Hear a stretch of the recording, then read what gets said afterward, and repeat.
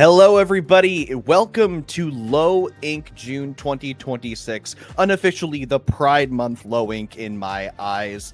I am Hammy. I'm joined here with DRF, and we've got a couple of rounds of some low-level Splatoon for you. DRF, how you doing today?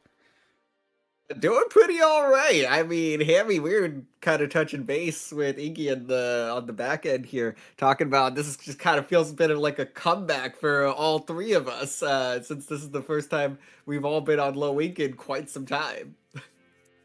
Yeah, I haven't been on Low Ink since January. On top of that, I haven't been commentating much recently, but I'm excited to get back into it. We do have our first match getting loaded in here. It's going to be Starfish versus Hurricane Trickson Raiders, which I think we've determined is Crimson Raiders, but with a different name. I don't know if they have a different roster, and that's why they changed the name. Who knows at this point? I believe Crimson Raiders has a massive roster to begin with, so it's anyone's guess. Certainly. As we take a look at the maps that we will be jumping into for this one, game number 1 going to be Splat Zone's Umami Ruins, and classic to start off with. Really kind of found its niche here, within the greater competitive Splatoon community as our resident 2-zone map.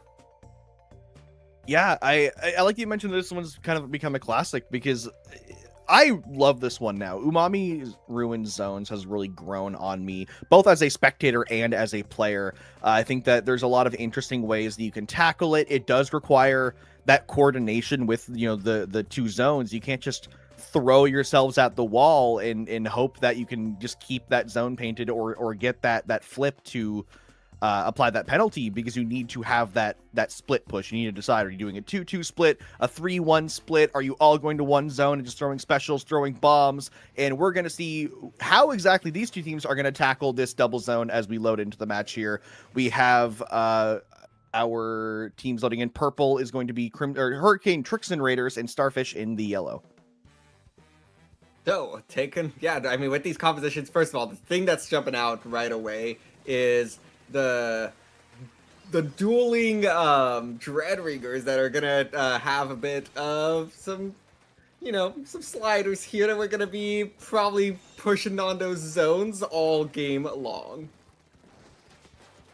Yeah, those sliders are going to be very integral because, like I said, those split pushes for those zones, you can send a slider to a zone by itself and it'll cap you if you need to apply that penalty. But being able to counter those sliders, punishing the ending, being able to paint the zones and keep them neutral and not lose them is going to be very important. But for now, we do have Starfish here just in control of this map, in control of these zones, getting through these points, already approaching the halfway mark, making sure that these numbers stay in their advantage or at least neutral. But finally, numbers advantage for Hurricane Trickson Raiders going to allow that slider and splashdown and booyah to go in. They will get one zone neutral. They need to cap this left zone as well. But the slider comes in from the side of Starfish. It will prevent this from going through. They're looking for this penalty, but they can't find it just yet. Starfish are coming back in, keeping this zone alive. They are looking to just try to do 100-0 here, DRF. Yeah, and it is absolute insanity that they managed to hold on to this zone. Bit of a huge play there, for Crimson Raiders, well, for the Raiders to be able to sorry, my apologies, I haven't flipped my head. Man, I am completely disoriented at the start of this game here. But, huge opportunity that Starfish managed to hold on to both those zones as Crimson Raiders, they put so many resources into trying to flip it. And now here they are in position to push this KO, and they are closing in. And with 5 ticks left, that booyah and slider both going for the same zone will get them to neutral, but not enough to cap. They'll go down, get punished for that. Starfish with a slow and steady, but it's 100-0. They never got that penalty applied. They managed to always keep that zone, and they managed to win it.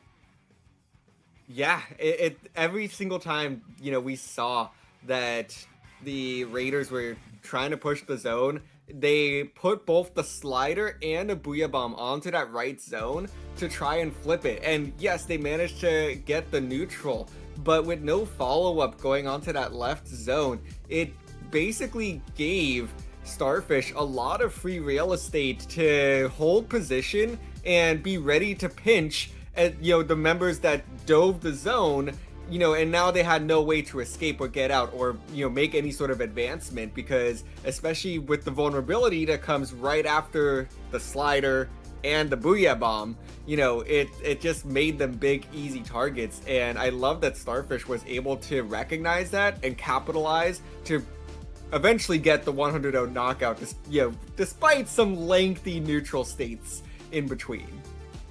Yeah, definitely.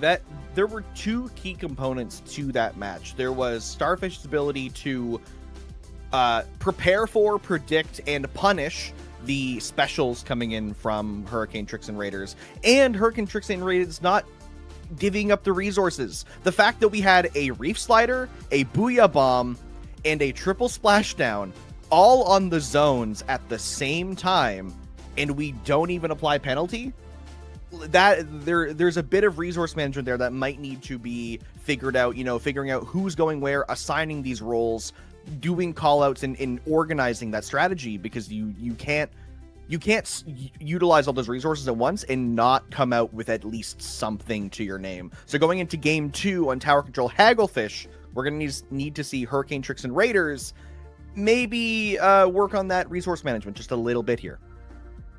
Yeah, that's certainly going to be the thing that stands out. You know, Booyah Bomb probably going to be sticking around for this one just because it's tower control. The thing that I'm going to be really interested to see is what becomes of those dueling Dread Ringers, because sure, it could absolutely still work here, tower control Hagglefish, especially if you can get it right around that checkpoint underneath the canopy. But that's going to be kind of the big adjustment that both teams will probably be making here, as we see that there is an adjustment for one side, but not the other. Yes, some adjustments being made here for the side of... Actually, we do lose the Dreadnought on the side of Starfish, because they do bring in the Forge Pro instead, which I think it makes sense. You know, having a slider for tower control isn't always too useful. There is like some shenanigans you can pull with it, but it's just not as reliable or as consistent as bringing in that Booyah Bomb, giving yourself that range, and just kind of being able to space yourself from that objective that's going to be very highly contested. And thinking things are being very highly contested, this Zipcaster is going to be pushing through the entire team of Trickson Raiders, but will get shut down. The slider coming out to defend the switch there for Hurricane Trickson Raiders, but the Booyah is going to push that out. This first checkpoint looking to get taken by Starfish, and this push is still running through. Oh man, yeah, they are absolutely killing it right now. Starfish in absolute control, able to find the 3 down, potentially a delayed life there. We see Hurricane Trickson Raiders in a all-out stagger at the moment as checkpoint 2 falls.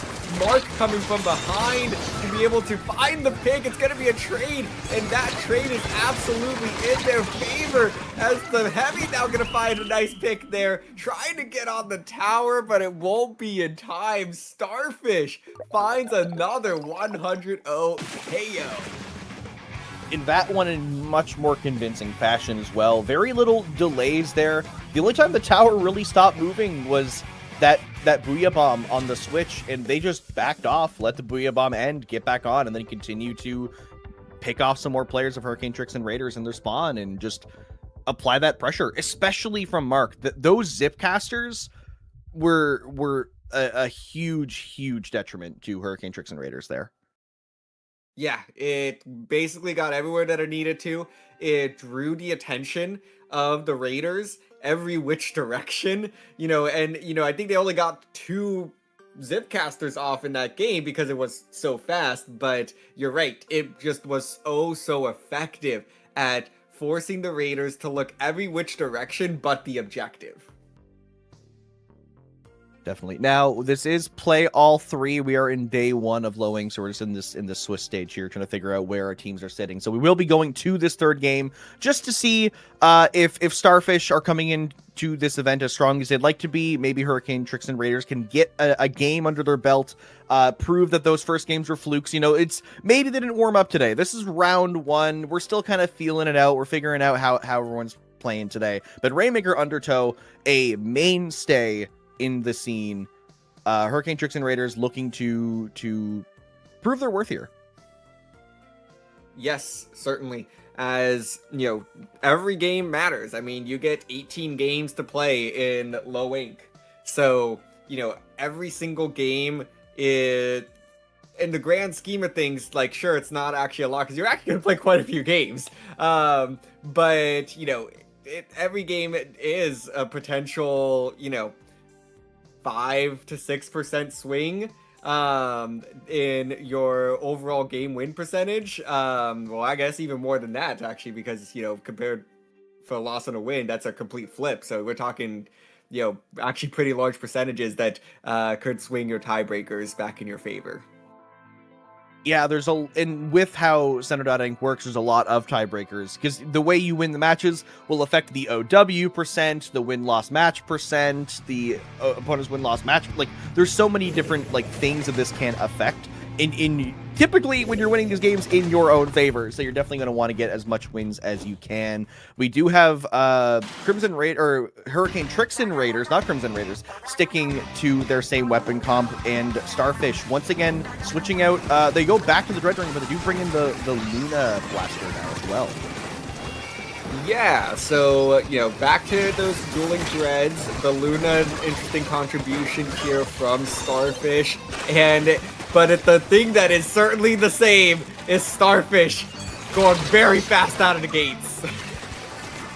Yeah, and even some of the players in Hurricane Trickson Raiders trying to go off to the side to get around that Rainmaker, but Mark was in position and ready playing that point. Now we do have the Rainmaker getting moved once again, getting to 37, even past, they're going straight through. Nobody's looking at the Rainmaker. Everybody got distracted in Hurricane Trickson Raiders. They turned around. There was specials coming in. There was a bit of a panic there, and the Rainmaker just kind of walked through. Wow. Absolute insanity. I mean, coming into this, we were doing a little bit of research into these teams, and we talked about how Starfish, back in November, December of last year, peaked at 5th place in their low ink run. And it seemed like since then they've been sort of off and on with low ink. I think they're back.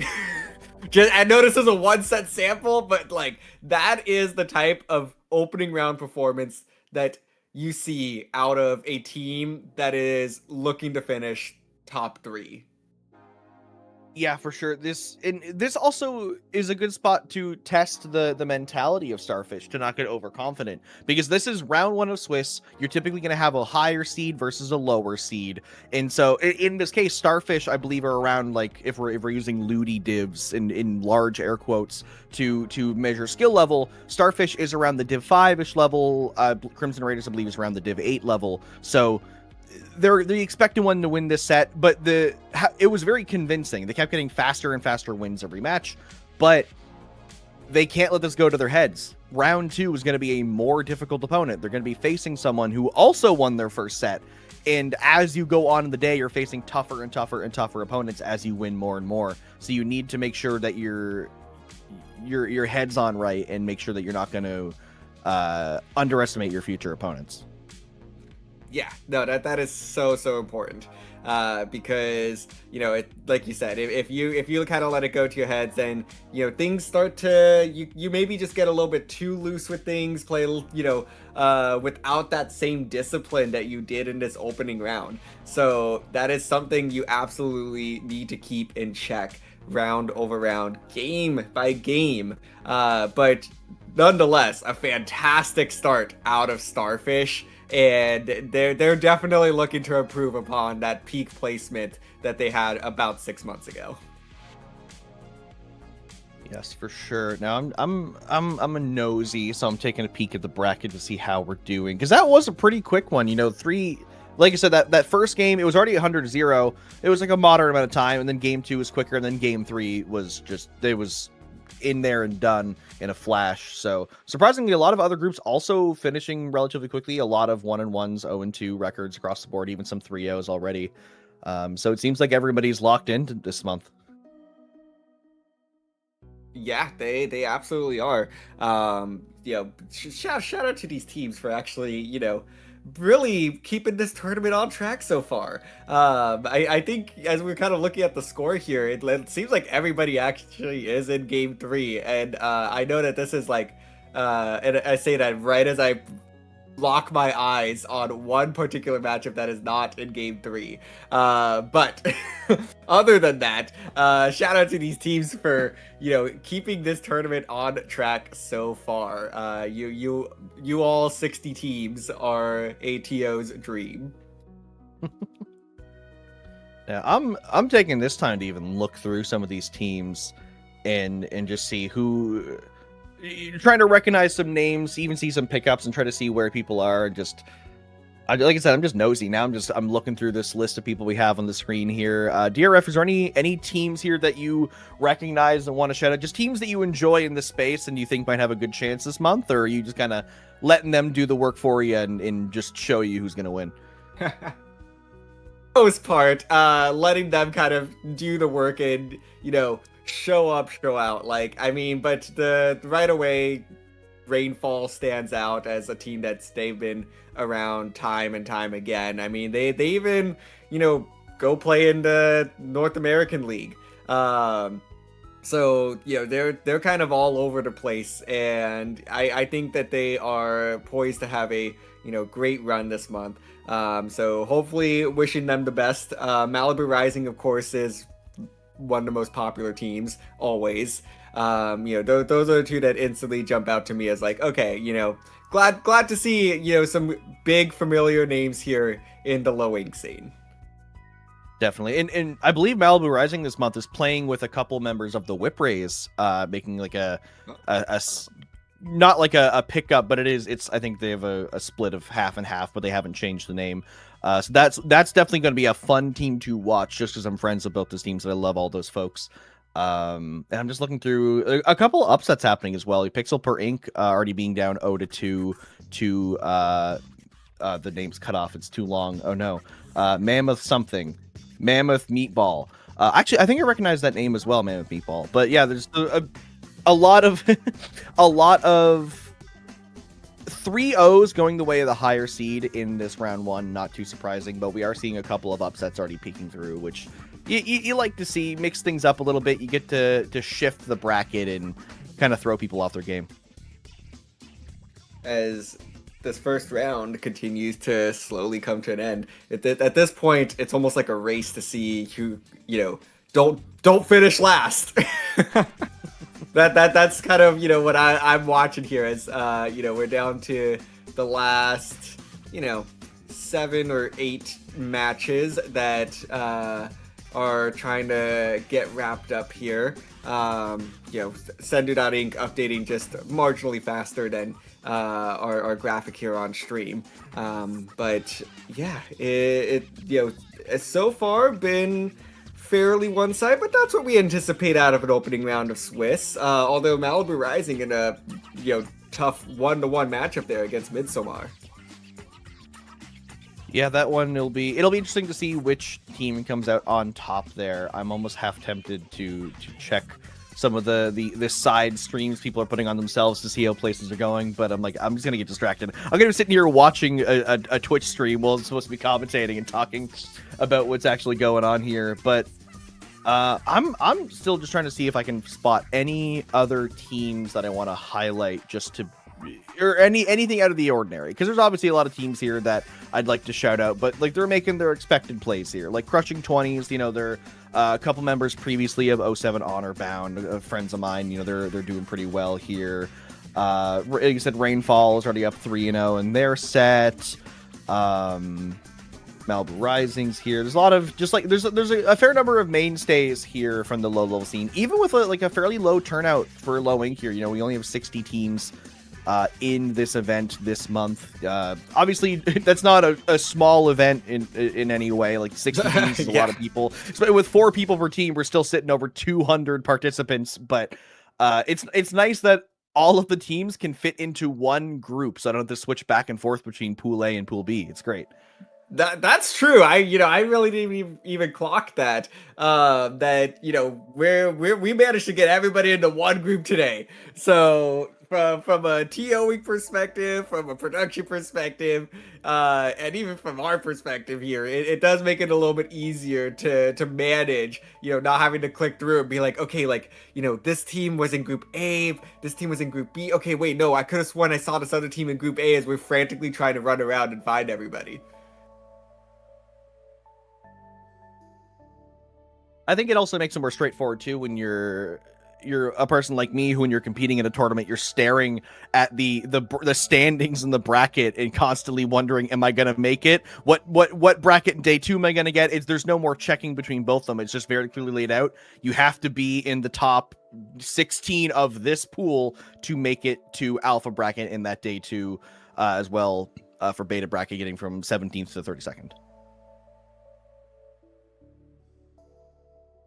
Yes, and yeah, now we down to those last 2 matches. And come on, it's a race, guys! It's a race. All right, what's your bet here, DRF? Are you Okay, betting well, on? let's be honest. We saw Folk Cookie and Interstellar. Those 2 teams were the last ones to be on game 2, so they very much should be the last match to finish. And if they somehow finish this match before Love Shot and Masked Agents, then I would like a word with those 2 teams. Listen, no, they'll lock in. Trust. Like, we saw how quick game 3 can be. True. We watched Starfish do exactly that. I believe in an outlier here. I mean, that is an outlier because Undertow Rainmaker is guaranteed to always run forever unless like you get a crazy play like we saw Starfish get, and if Love Shot now gonna be able to get that 3rd win there. So I am correct at the very least. I'm not crazy that Folk Cookie and Interstellar is the last match to be done this round. And now we all sit very patiently and stare at them and apply as much pressure as possible so that they finish as soon as they can. No, but either way, yeah, we are getting to round 2 hopefully soon. I mean, knowing our luck, it's going to be like the longest, craziest overtime game anyone's ever seen, but no one will see it because it's not streamed. It's just kind of happening in the background. Who knows? But I'm looking at this list of teams now and just wondering who we're going to see next. I hope we see some fun ones. There's a lot of people that I've commentated a lot before, people I'm friends with, and a lot of people I'm biased towards, and I'm sure that our lovely TO Brush will pick a really fun one for us, and if he doesn't, then I'm going to get really mad. All right, Brush, the pressure's on. We need the best match that you could ever imagine for a round 2 of Low Ink. We will accept nothing less. And we expect you to know all of these teams perfectly well to make that decision as Folk Cookie finally gets the job done here in game 3 and we end the first round.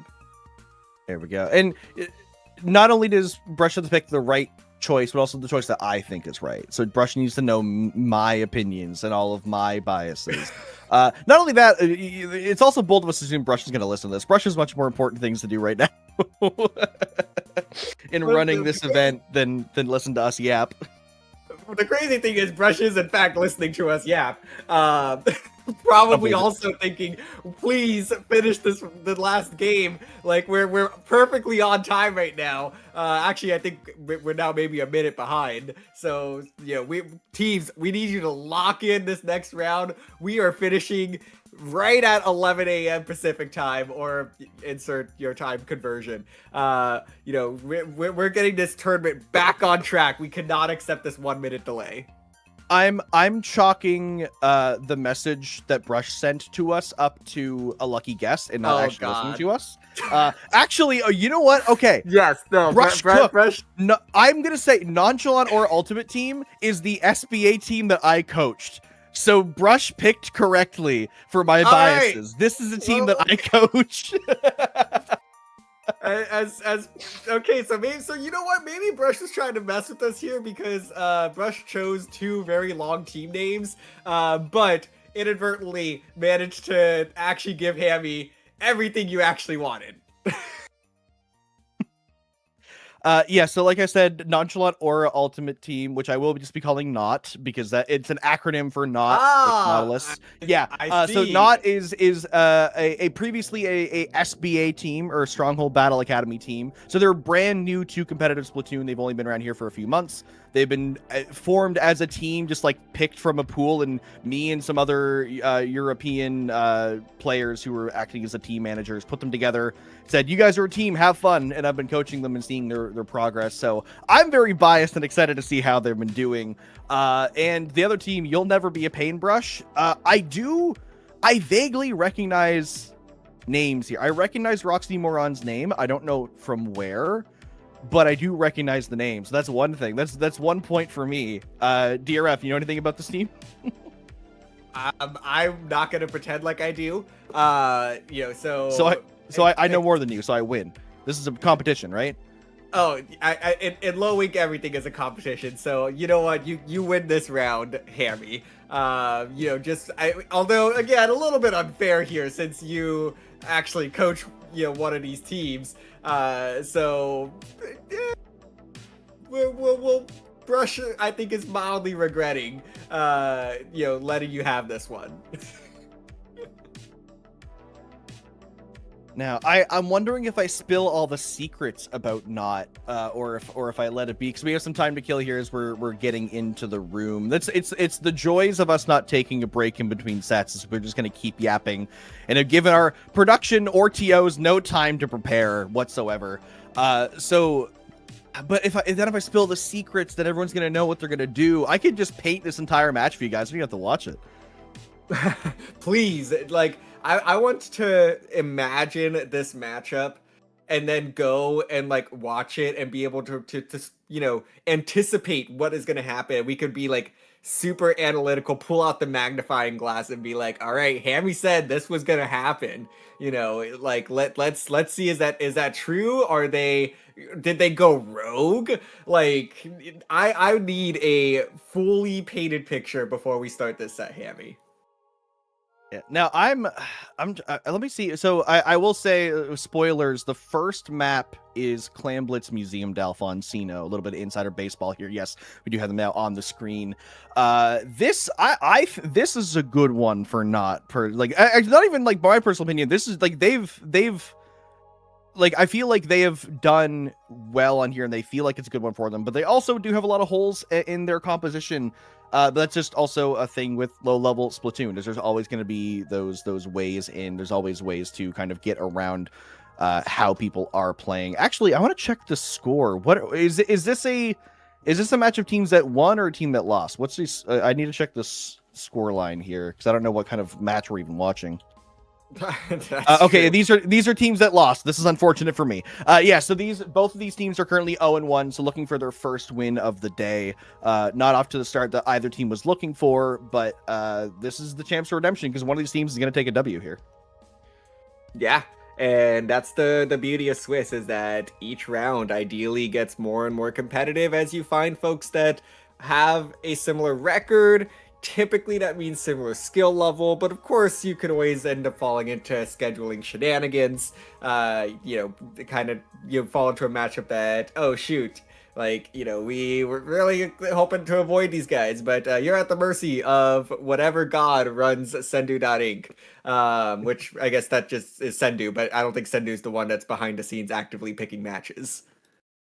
It's all the secret formulas and coding that Sendo has set up that particularly puts you against the worst possible opponent at any given moment.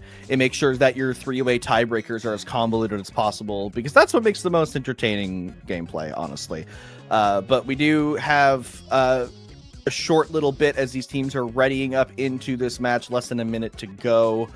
Clamblitz Museum. This is going to be an interesting one because, again, like this map, it can go hard and fast. That right side drop is it can be a killer for a lot of low-level teams. So it'll be interesting to see how either of these teams utilize that drop, if at all. Yeah. It's always interesting to watch Clamblitz Museum on a stage like Low Inc. Because I really feel like this is where you can see the skill variance in a lot of teams because this requires so much coordination to, you know, get up to the basket, you know, make all the right plays, special coordination, you know, the positioning and timing matter here seemingly more than a lot of other map modes. As we jump on in, we have a Hydra out, we have that Gal, like, I mean, all sorts of kits that I was not prepared to see coming into this. Please, Hammy, enlighten me on this composition. This is a normal, not comp here. This is the kind of weapons they bring in, like especially recently. Now, two of them do go down. An interesting thing to notice that nobody took the right drop on either team here, so a very slow start for both teams. The Soda's out for not a little bit farther ahead than they might have wanted to. The zip coming in from Viscabarca is going to push them off to the side. Players of Not are getting kind of pushed out of position. They do lose one, but they take down two in the process, and the ball drops off the plat, which is going to prevent You'll Never Be a Paintbrush from getting this push in. That Booyah going behind Viscabarca is going to push them out of position, but they do have a good ledge here and a vac ready behind them. Not needs to find some specialty here and try to push them out. And here comes the vac, although the vac comes in a little bit early, and the splashdown gonna slow down this push. Not able to find the pick, but was able to help get the follow-up, which was huge. So, Not now find themselves with just two members holding their spinner. Their teammates coming in, but You'll Never Be a Paintbrush. Not quite in position to make a play just yet, as Carl's gonna be sharking this, seeing if they can surprise the members of Not, but no, got chip damage on two of them. Not gonna be able to secure the pick. But nonetheless, teammates coming through here for You'll Never Be a Paintbrush, and they still hold the numbers advantage. Now the back comes out once more, and this is finally going to be their ticket to get up to the basket and score the first points of the game. And with another power clamp in hand, they'll throw it, and it will go in with 3 players down and not a whole lot of paint for them. Not in a bit of a tricky situation. Zubok's trying to just apply some pressure from the backline on the Hydra and just keep these players away, allowing the rest of Not to walk forward. Losing a little bit of trades. They do have a numbers advantage here, and they're starting to get some paint down. But once again, we've yet to really see Not leave their plat here. We need to see them actually get into mid, because we're nearly halfway through this game, and they haven't really taken any space. And this could be their opportunity to do so as the Dread goes down. The Blaster going to be able to follow up and pick off the Gal as well. So, with this back coming out once again, now this time all 4 members in tow to make this push. They're going to find 3 members of Not, and now comes the Avalanche. Now to see if this is an opportunity for You'll Never Be a Paintbrush to KO. They certainly have the players to do it, but they don't have the clams, as Force comes up with a huge pick there to slow down this push, and now we see Not live to survive another minute. That Zipcaster in the corner, though, is going to be a bit of a pickle if they can't pick off this player. Viscabarca living with such low HP for so long and just buying time for You'll Never Be a Paintbrush to get back in here in collapse as a team. Now, once again, Not are stuck in this corner looking for a way to get out. They have range with their comps, but they're not able to get in with that range. They're just able to hold You'll Never Be a Paintbrush back until they're able to walk in with the vac, get some clams in, just like last time. They have 9 points remaining, only 3 clams they need to put in. They have none in hand, currently looking for some more. They throw some, they're passing some over, just one more to the basket, but they get picked up by a player. If not, they don't have it, but 80 Dead will pick it up and get it in. And a KO for You'll Never Be a Paintbrush. This is devastating for me. Wait, the set is not over, merely game 1, so Not still has the chance here to complete the, as everyone likes to say, reverse sweep, even though, can we call a reverse sweep in, you know, a 3-game set? I mean, I guess it still is, but, you know, point being, the set is not over yet, although You'll Never Be a Paintbrush did come out really strong in that game. You know, they were always on the offensive, you know, getting vac after vac, power clam after power clam. And even though it took them 2 minutes before we finally broke through and got the first points of the game, once they got there, it seemed like that push went on for another 2 minutes. Yeah, ultimately, it was just the case where You'll Never Be a Paintbrush, every time the push ended, they never left. There was always one player ready to stay on that right side in that corner or around that ramp to prevent Nonchalant or Ultimate Team from breaking out of the base. And ultimately they would just stall out and wait for the rest of You'll Never Be a Paintbrush to respawn, grab some clams, get some specials, especially that vac, and then just walk straight back in. So it was a never-ending offense for that team. And as we look towards game number 2, Splat Zones, Robo Ramen on deck. Yeah, just, you know, kind of thinking about the compositions that we saw from that last game. You know, the range that Not has can certainly come in handy. I mean, as range always is helpful. But, you know, that Hydra actually, I think, really does have a place here if that ends up sticking around. So, you know, to be able to really reach across the entire span of the zone, and, you know, hopefully be able to get up onto that glass perhaps, and try to really command some of that space, see if they can put the pressure on You'll Never Be a Paintbrush, maybe slow them down from kind of just delivering that gut punch early.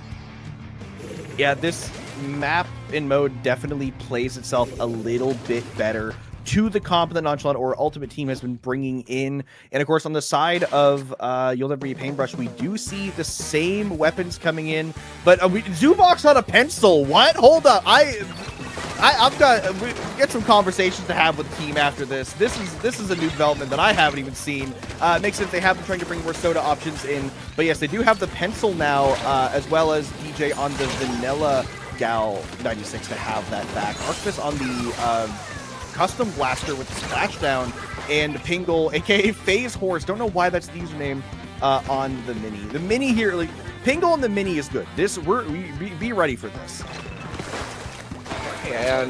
But so far, it's You'll Never Be a Paintbrush that is continuing to rule the zone.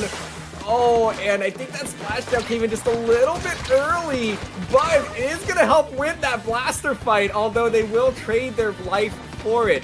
So now DJ Gamer coming up with a back of their own, trying to help get the stop there and able to shut down the Russian player there on the Stamper. And now Not in full control of the zone with the numbers and the delayed wipe. I mean, we're seeing a bit of a turnaround here for Not.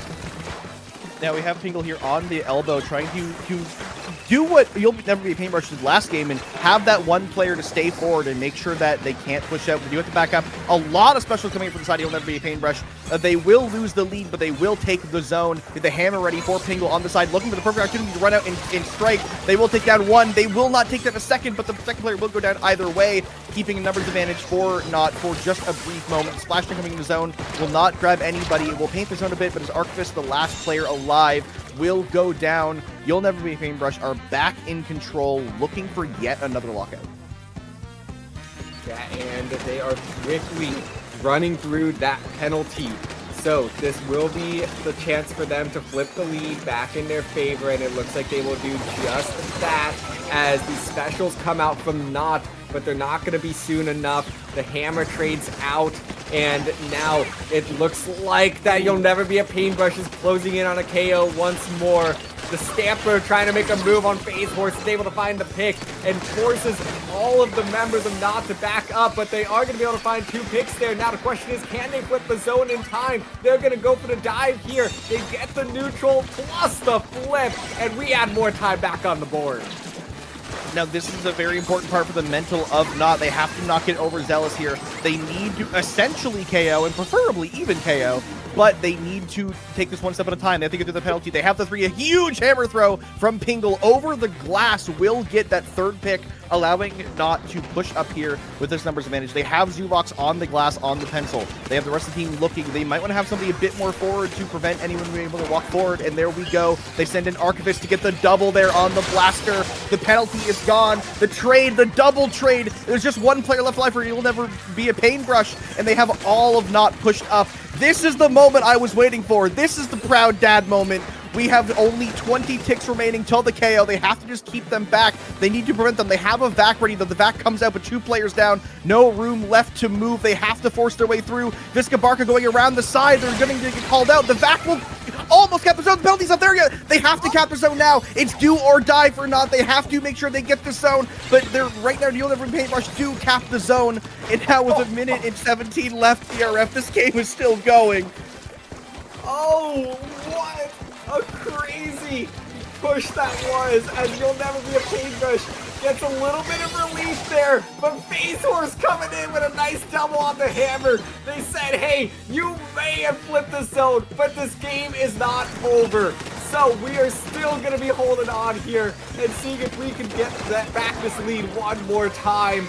Final minute here, and it is just gonna be special economy, and that's really what I think is gonna determine these last 45 seconds as Not goes 3 down. Call it a delayed wipe. You'll Never Be a Paintbrush now in full control here. Splashdown coming out, able to help find one. Gonna force some of the players back into the zone, but not gonna be able to get the follow-up that they were hoping for. 30 seconds to play, Hammy. My heart can't take this. Nonchalant or Ultimate Team are going down one by one. A lot of these specials just coming out as strays and not being able to get much. The Vac and the Soda come out. It's time to push. They have to walk now. They're starting to get these picks, but they don't really have a player to go in as the front line. Nobody with paint can really put anything down. Only 10 seconds remaining. 2 players down. This is looking good. The timer will go all the way through, not even getting to the end of regulation time. Unfortunately for me, but fortunately for a lot of fans in the chat here, You'll Never Be a Paintbrush do KO, and they're up 2-0 now. Wow. That was the wake-up call I needed. An exhilarating game 2 here in round 2 as both of these teams come alive. We had some clutch plays on either side to extend that game as long as it could go. Oh, Hammy, it looked like Not had it there, and I mean, You'll Never Be a Paintbrush came in right at the last second to hold on to that lead, and Not just could not rebound. Yeah, just in general today, the 2 zones games we've seen have had insane neutrals. Like the zones not getting a penalty applied for so long, both teams going back and forth, and ultimately like not knowing who's going to be able to cap it. You know, in that first set, we saw Starfish able to be the one to keep that penalty from getting applied. And in that last ditch effort from both teams, ultimately, You'll Never Be a Paintbrush getting that penalty with 1 point to spare and then being able to have that lockout. You know, if Not had gotten that cap there and gotten that KO, there wouldn't have been that opportunity for that comeback. The back comes out, but 2 players the way down. They play the specials. Yeah, I was going to bring this up. Like they have to force their way through. This Gabarka going around the side. They're getting they have out. The back enough. Almost kept the zone. Penalties up there yet. They have to cap the zone now. It's do or die for Not. They have to make sure they're able to just stall that out and get those picks. And even after that, the next push You'll Never Be a Paintbrush did, they got a lot of picks of their specials. You talked about the special economy, and as you were saying that, a Vac came out, a Whale came out, and the Vac shot even got like 3 picks and just allowed You'll Never Be a Paintbrush to just convincingly win the end of that game. Yeah, oh man, that was so good. I don't know. That was, like I said, that was kind of a bit of a wake-up call. That was like, that just injected me with the caffeine that I needed for today. So shout out to these 2 teams. That was just brilliant to watch as they, you know, had that such great back and forth here. And now my expectations are sky high going into game number 3. It's Tower Control, Inkplot Art Academy, Old Faithful here, and taking a look at a couple of the adjustments that we are seeing here. Hammy, kind of break it down for us. What are we seeing out of Not? I don't know how Zuvox is having a midlife crisis at this young, but the Junior has come out instead of the Hydra with the no backline comp. I see the vision. This is just a vision that I had given them. This is entirely on their own. But we do see some of the more similar weapons. You know, we have the Custom Blaster and the Claws Gal coming back. Though the 52 Gal being a new addition to this team, I think that it can cause a lot of damage here because Tingle's kind of that vanguard in a lot of these situations, able to take on a lot of those fights. But of course, on the side of You'll Never Be a Paintbrush, you know, same weapons. They're feeling confident here. They know that they know that they can win this game. They've already won the set. They're looking to take this 3-0 just for the extra brownie points. they're certainly off to a good start, but You'll Never Be a Paintbrush finds themselves 3 down. So the Stamper are going to be the last player here. They're going to shark, and nobody on Not knows where they are, but they do now, and they're going to get the trade. Stamper's hoping for a little bit more, but nonetheless, I think that trade caused a bit of a disruption for Not. Numbers stay even here, and this first checkpoint is at play, but with the Junior going down, the bubble is not going to get utilized to the extent that they had hoped. So this is going to go back to being a neutral tower, not trying to do their best and hold on to some paint control. Yeah, there's a little bit of over-eagerness on the side of Not occasionally using specials or trying to generate a push before the rest of the team is ready, and ultimately not getting the most out of these attempts. You'll Never Be a Paintbrush are taking that a bit more collective approach. They're using their specials at the same time. They're able to coordinate and walk in together. You can see here on the overhead, Archivist does go in and get a trade, but it's not putting the rest of the team in a great position. They have 2 in the tower. The blaster shot will get a pick as the bubble opens up. That's the net code we know and hate, as Not will have to back up and regroup here, and not getting a lead, but at least getting the checkpoint. You'll Never Be a Paintbrush now gaining control of this tower. 3 specials ready to go here, and they're gonna pop 2 of them, and those 2 don't seem to get a whole lot of value. Oh, there we go. They're gonna be able to follow up actually with their main weapons, it seems, to divide those 2 picks and the third. So now we get a bit of a stagger from Not, and complete control of the bats to You'll Never Be a Paintbrush. So this will allow this second checkpoint to fall, and anything from here is just kind of icing on the cake as the rest of the team does go down. It's just the back. It's Arctis that's able to help try to get these picks here, but no, hold on! The back shot, I think, actually will help deal some damage there, and oh my goodness! You'll Never Be a Paintbrush keeps the push alive! Yeah, unfortunately for Not there, the Stamper getting the jump-in kill, then a follow-up kill, then the zip kill for the trade is just going to kind of put them in a really tricky spot. No checkpoints left, only 10 ticks remaining. They have to keep the players off this tower. We have Pingo going through the back to try to see if he can get some picks, but ultimately not able to find anybody, as Dislike is able to slip through and slip back in as well. 2 players, You'll Paintbrush on this tower, the vac out, just Dislike left alone. They have players on all sides. We'll get the back shot. Oh, get 2! Oh no! You'll Never Be a Paintbrush are not ending this push just yet. They're continuing to get this stagger going. There's just Pingo left alive. They not learned from last time to not stand next to the Stamper jumping in. They will be able to get that pick and end that push, but with 1:15 left, DRF, they need a miracle. Yeah, but hey, you know, the game isn't over till Judge says it's over, and as I say that, they do go 3 down, so that is going to complicate their efforts here, as the Stamper has just been so locked in this game, just getting double after double, pick after pick, and now it is going to make this uphill battle just even trickier, as You'll Never Be a Paintbrush, really the only one with specials to play with here to keep this push going, and they're going to utilize it to push this tower as deep into Not territory as possible. Finally gonna find 2 down there, so Not is gonna get their one opportunity. They're trying to get rid of the Tri-Slosher that's flanking behind them. They will do that, but look at how much time this is wasted now, Hammy. They're gonna have one more shot at this, but it's gonna go well into overtime if they're gonna pull it off. With 13 seconds left, we have Pingle rushing in to try to make a hero play. It didn't really pan out in their favor. Archivist on the angle is going to be able to neutralize those numbers. We're about to enter overtime. The vac is out for the side of You'll Never Be Paintbrush. They have Vixkabarka tower. They'll get both in the vac, not even giving the overtime a chance. You'll Never Be a Paintbrush. Take this set 3-0. Hey, it was a 3-0. But it was an entertaining 3-0. So I will give Not that. They kept themselves in these games, you know, did the best that they could. And especially that game 2, I know that they're going to probably be replaying that moment in their head just time and time again. And I hope that they use it as fuel, because this Not team seems like they may be the new kids on the block, but they sure have some potential. Yeah, they are definitely a team. I believe in them. I'm their coach. I have to believe in them. And like they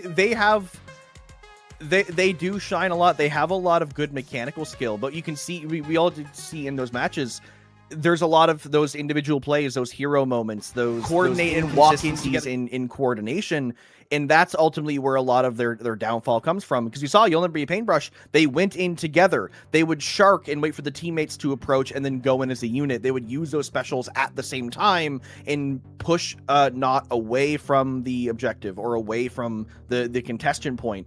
And when they do make those individual plays, like right there we just saw with that vac shot from Dislike, it wasn't out of desperation. It was out of, it was a stall. It was, we are looking to get as many points as possible. We're going to buy time to make sure that you guys can't succeed. And that's where some of those differences come in. Yeah, and I think it also helps that a couple of players, especially in that game 3 from You'll Never Be a Paintbrush, they just popped off. Like, it seemed like they were going absolutely crazy, getting splat after splat. I was really impressed. It seemed like every time we flicked to a different player on the spec cam, they were pulling a double. Like, it just it was insane. So, like I said, kudos to both of these teams. They did provide an entertaining set, despite the 3-0 there. So I got everything that I wanted to out of that. And I have plenty of material to lecture not after this with. Give us the VOD review, Hammy. Here and now. Yeah, how much time do we have to extend? I can go through a whole VOD review with them. Now, honestly, like at least like that was a bit of a longer set, so we did, save a fair bit of time. Only a few teams here still looking to finish up their sets. Actually, I'm looking at this now. Is that the same gas station sushi I'm thinking of? I'm sorry, what? I'm not sure if it is. There was a pickup called Gas Station Sushi at Riptide 2025, or is that LTC? Might have been LTC 2024, or is it Rip? No, it was other Riptide at LTC 2024. There was a Gas Station Sushi pickup. I don't know if that's I feel like that's not the same Gas Station Sushi. There's no way. I feel like Gas Station Sushi is like, I don't know. It's like, I don't want to say it's a meme because it's like not really a meme, but you kind of just hear gas station sushi and like your ears perk up and you're like, what? Yeah. Who's eating gas stations? Who's making poor decisions? Right? Yeah. This is indeed not the pickup I'm thinking of. This is a team with. Actually, no. I think it was Gas Station Squid Sushi is what I'm thinking of. Not gas. Yes. Yeah. I don't know if. Can everybody hear our producer, or am I just talking to the voices in my head? Okay, I'm talking to the voices in my head. Great. Yeah, our producer INKivaari has confirmed. Yes, Gas Station Squid Sushi, a pickup from LTC 2024. Shout out to them. All of those people are cool. But yeah, but either way, yes, not the team that I was thinking of here. In my wake. That would have been a crazy. I'm so impressed that people can remember pickup names as well as. Like, for example, you both, just did. I mean, my memory in general is just not that great. But to pull out, like, yeah, I remember Gas Station Squid Sushi from LTC 2024. Like, I don't remember the pickup names from last round. Well, to be fair, that's the case for, like, it was a pickup of friends, and I'm a very social person, especially at LAN, so I these things get committed to memory. That, and also the classic of the Splatoon scene is team names and pickup names getting reused by accident.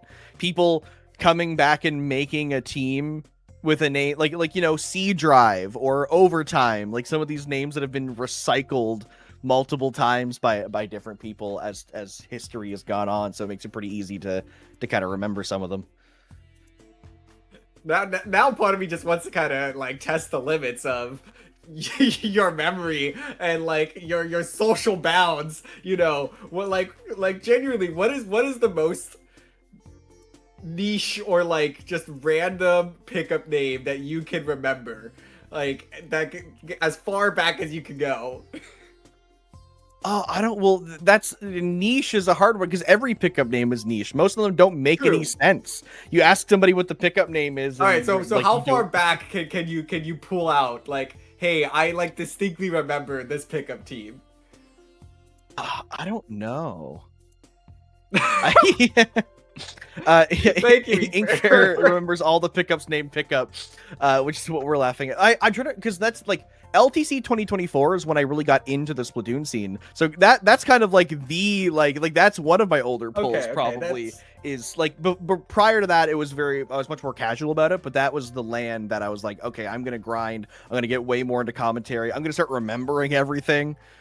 You know what? That is fair, and I think that there's something magical about your first LAN that you tend to internalize a lot more. You know, like I guess the first real LAN that I attended was Genesis 7.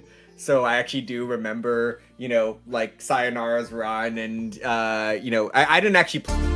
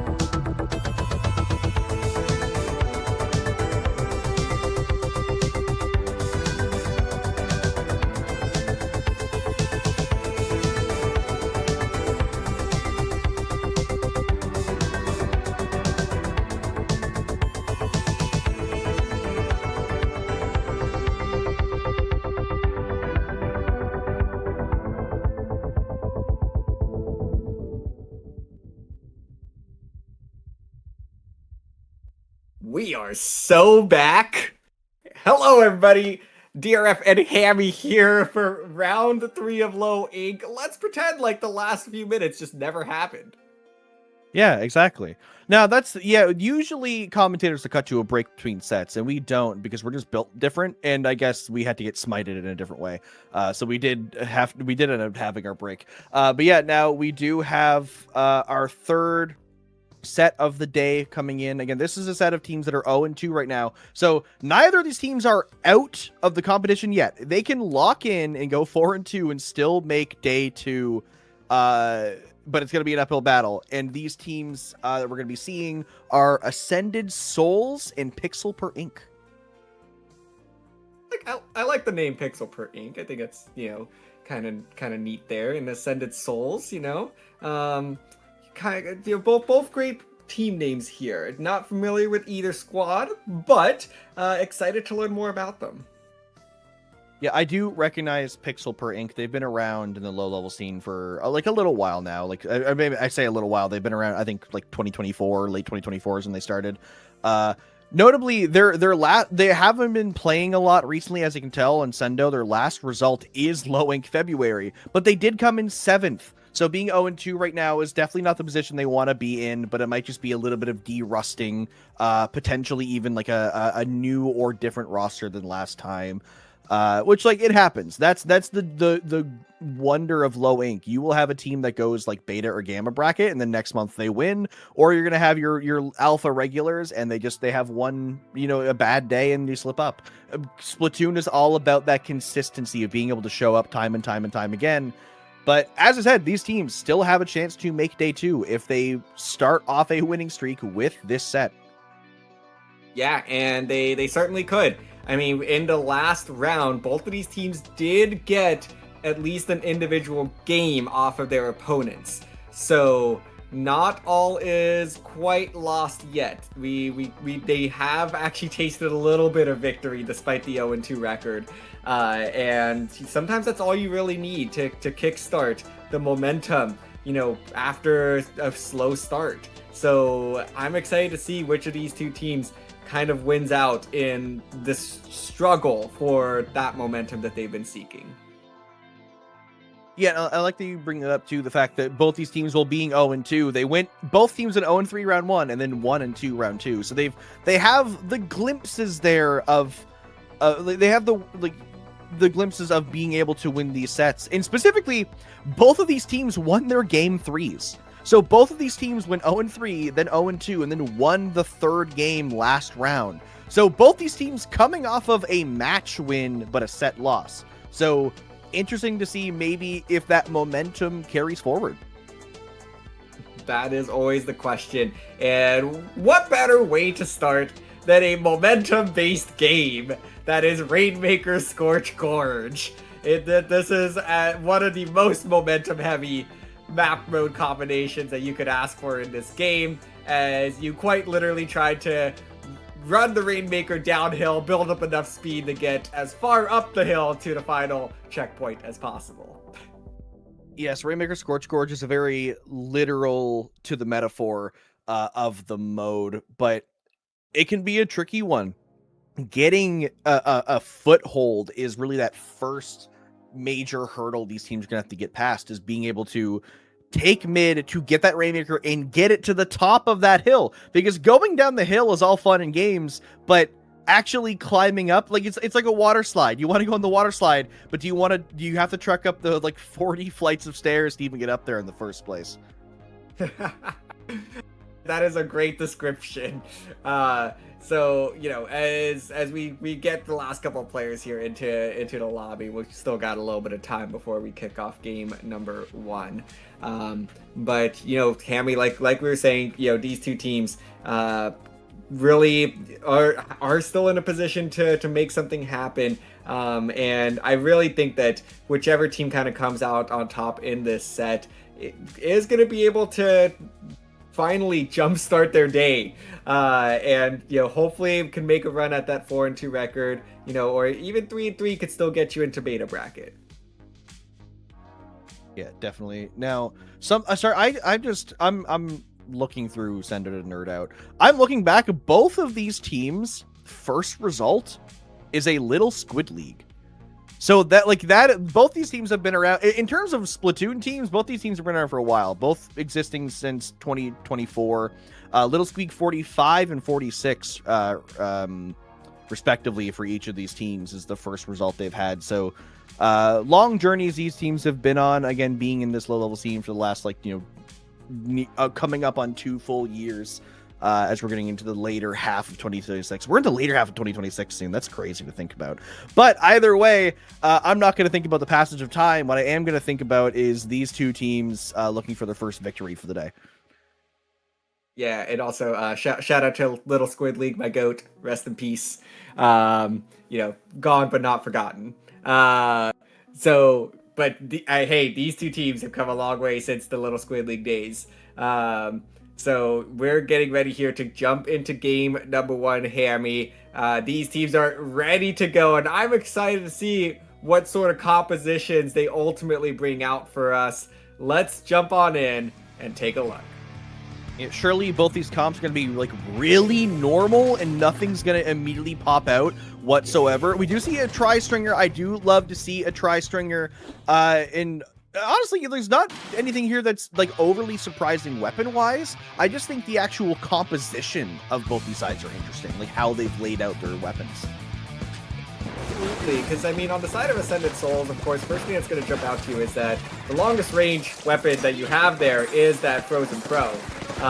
So that's going to be, you know, the standout here, as there's an all-out bloodbath right in mid to kick things off. Nobody is safe at the start of this game. Luda Blaster running in, able to find the trade. Rainmaker's finally gonna get picked up, and this could be Pixel Per Ink opportunity. They're gonna clear that first checkpoint right away. So hey, momentum was kind of the keyword that we talked about coming into this set, Hammy, and Pixel Per Ink has all of it to start this off. Yeah, moving down this ramp, albeit relatively slowly, taking their time here, moving off to that left side to really make sure they have the opportunity to move forward. They do have a couple players go forward. The hammer will make sure to end that push off before it can become a complete disaster. Though getting to 16 at the first minute, I think, is already a pretty good start for Pixel Per Ink, because now Ascendant Souls are going to be fighting an uphill battle for the foreseeable future here. Yeah, and Ascended Souls now going to have an opportunity to respond. Doing a great job handling this Rainmaker to start, but still trying to find an opportunity to move up past mid, but the Reef Slider comes out to shut them down. And now we have a bit of a lull here. Each team looking for some picks, and Pixel Per Ink being the one to find them. Canceling on a hammer is going to be great for them, just to keep those numbers, keep some space. And they're not rushing here. They're keeping that Rainmaker shield up, just biding some time, looking to maybe see if they can get any lucky shots and pick off another player or two to get some numbers. They will get some trades here. Ascendant Souls, though, getting a bit of space to walk forward. They will be picking up some of the vanguard of Pixel Per Ink, forcing players to jump out, gaining some space. He's going to hammer to pop the Rainmaker shield, throwing it to see if they can pick someone off in that hit there. But ultimately, Ascendant Souls doing a good job at not letting Pixel Per Ink getting back in and taking back some mid control. But the Luna Blaster continues to find some nice splats here and able to help their team, you know, get complete control of this Rainmaker. They're doing it all right now.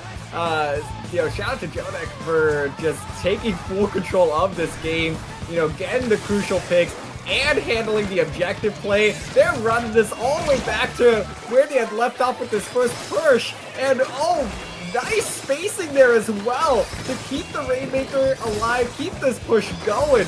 And now they're really knocking on the door here, trying to add some more points to the board, but finally gonna get shut down. It's Groove that's able to come up with a nice double, potentially to triple, as they're chasing. I believe that might have been the Bow that's trying to get the heck out of there. Finally, he's gonna be able to find the pick. So Ascendant Souls picking up a little bit of momentum, and of course, right as I say it, a Hammy.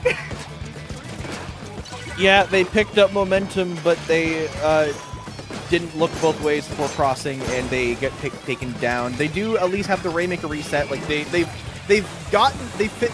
fended off the push, but they need to make their own push eventually. They still need to score a single point, having not moved this Rainmaker past that middle podium. A hammer coming out will get pushed away by a slider. It won't be the one that kills it, but they will go down regardless. A wipeout for Pixel Per Ink is going to allow them to move that Rainmaker forward.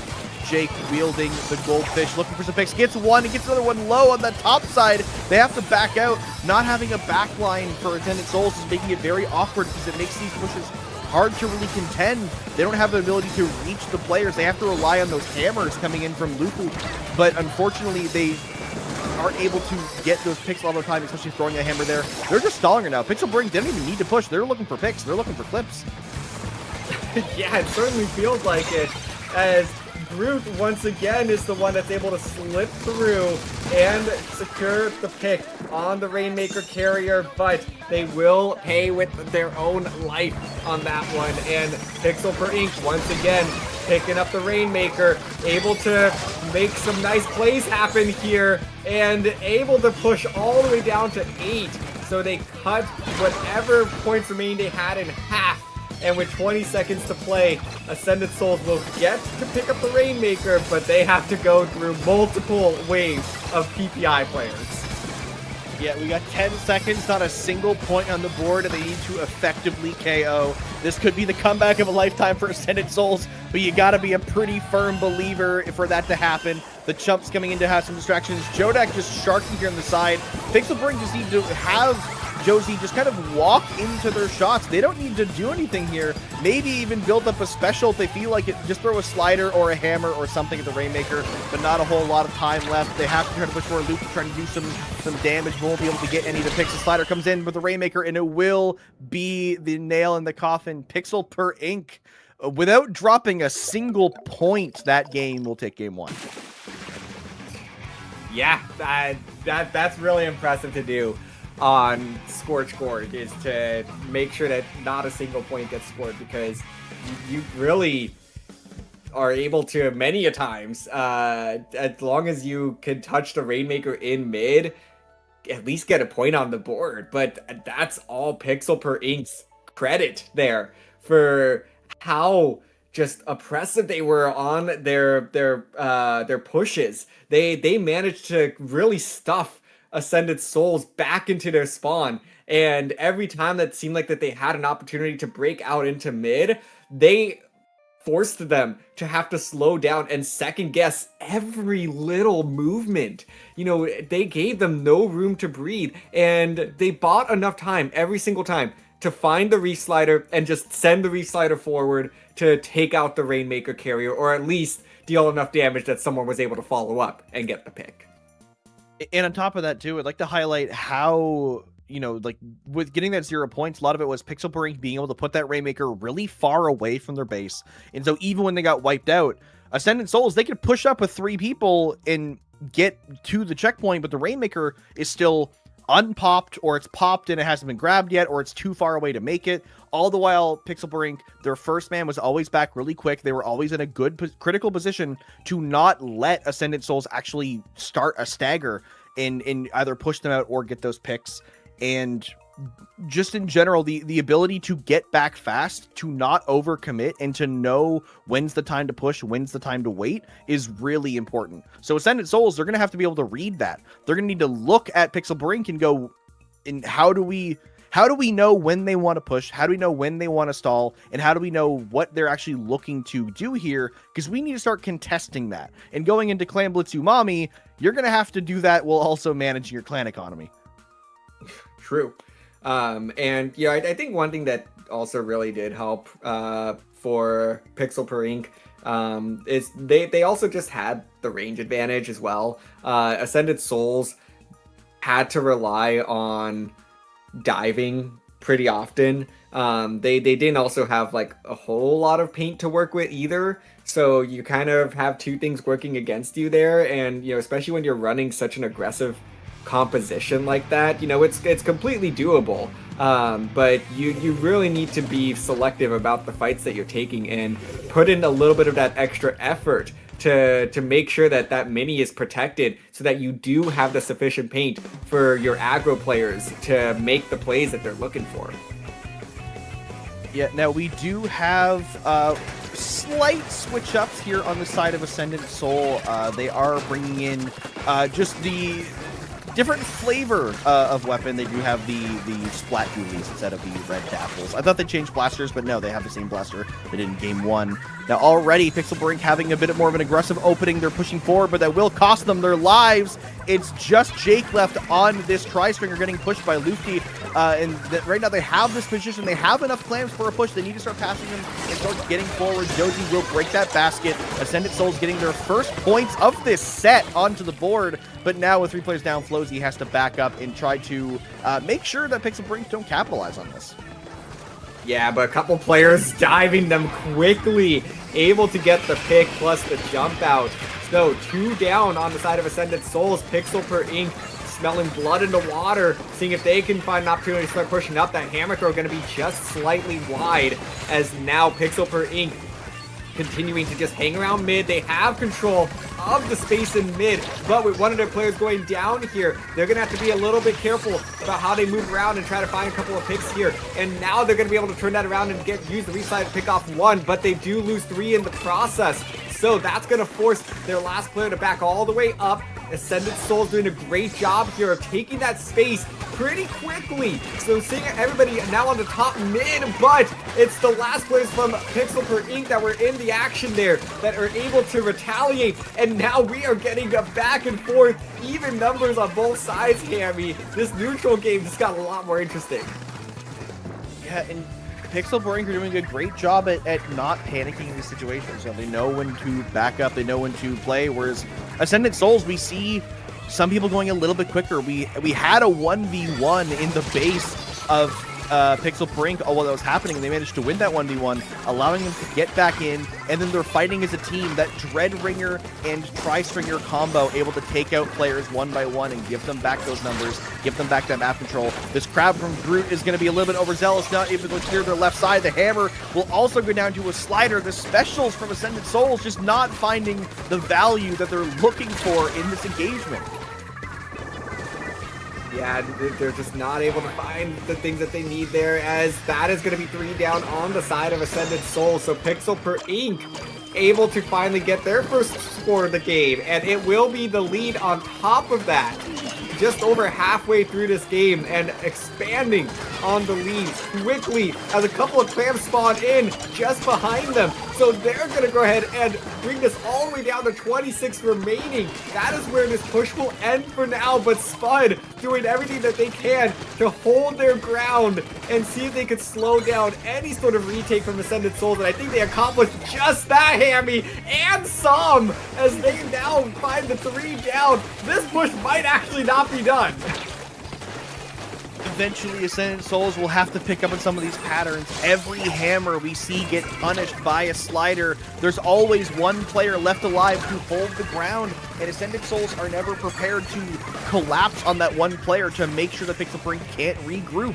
Time and time again, they're pulling off the same strategies, and it's working. So Ascended Souls have this last minute and 20 seconds to figure out a way to get through this, but with 2 players down, they have specials on the board. A Crab does come out for this defense to try to pressure those players on top mid, buy some space for the rest of the team to regroup, but now they have no more specials to break in. They're stuck in their own half and without a lead.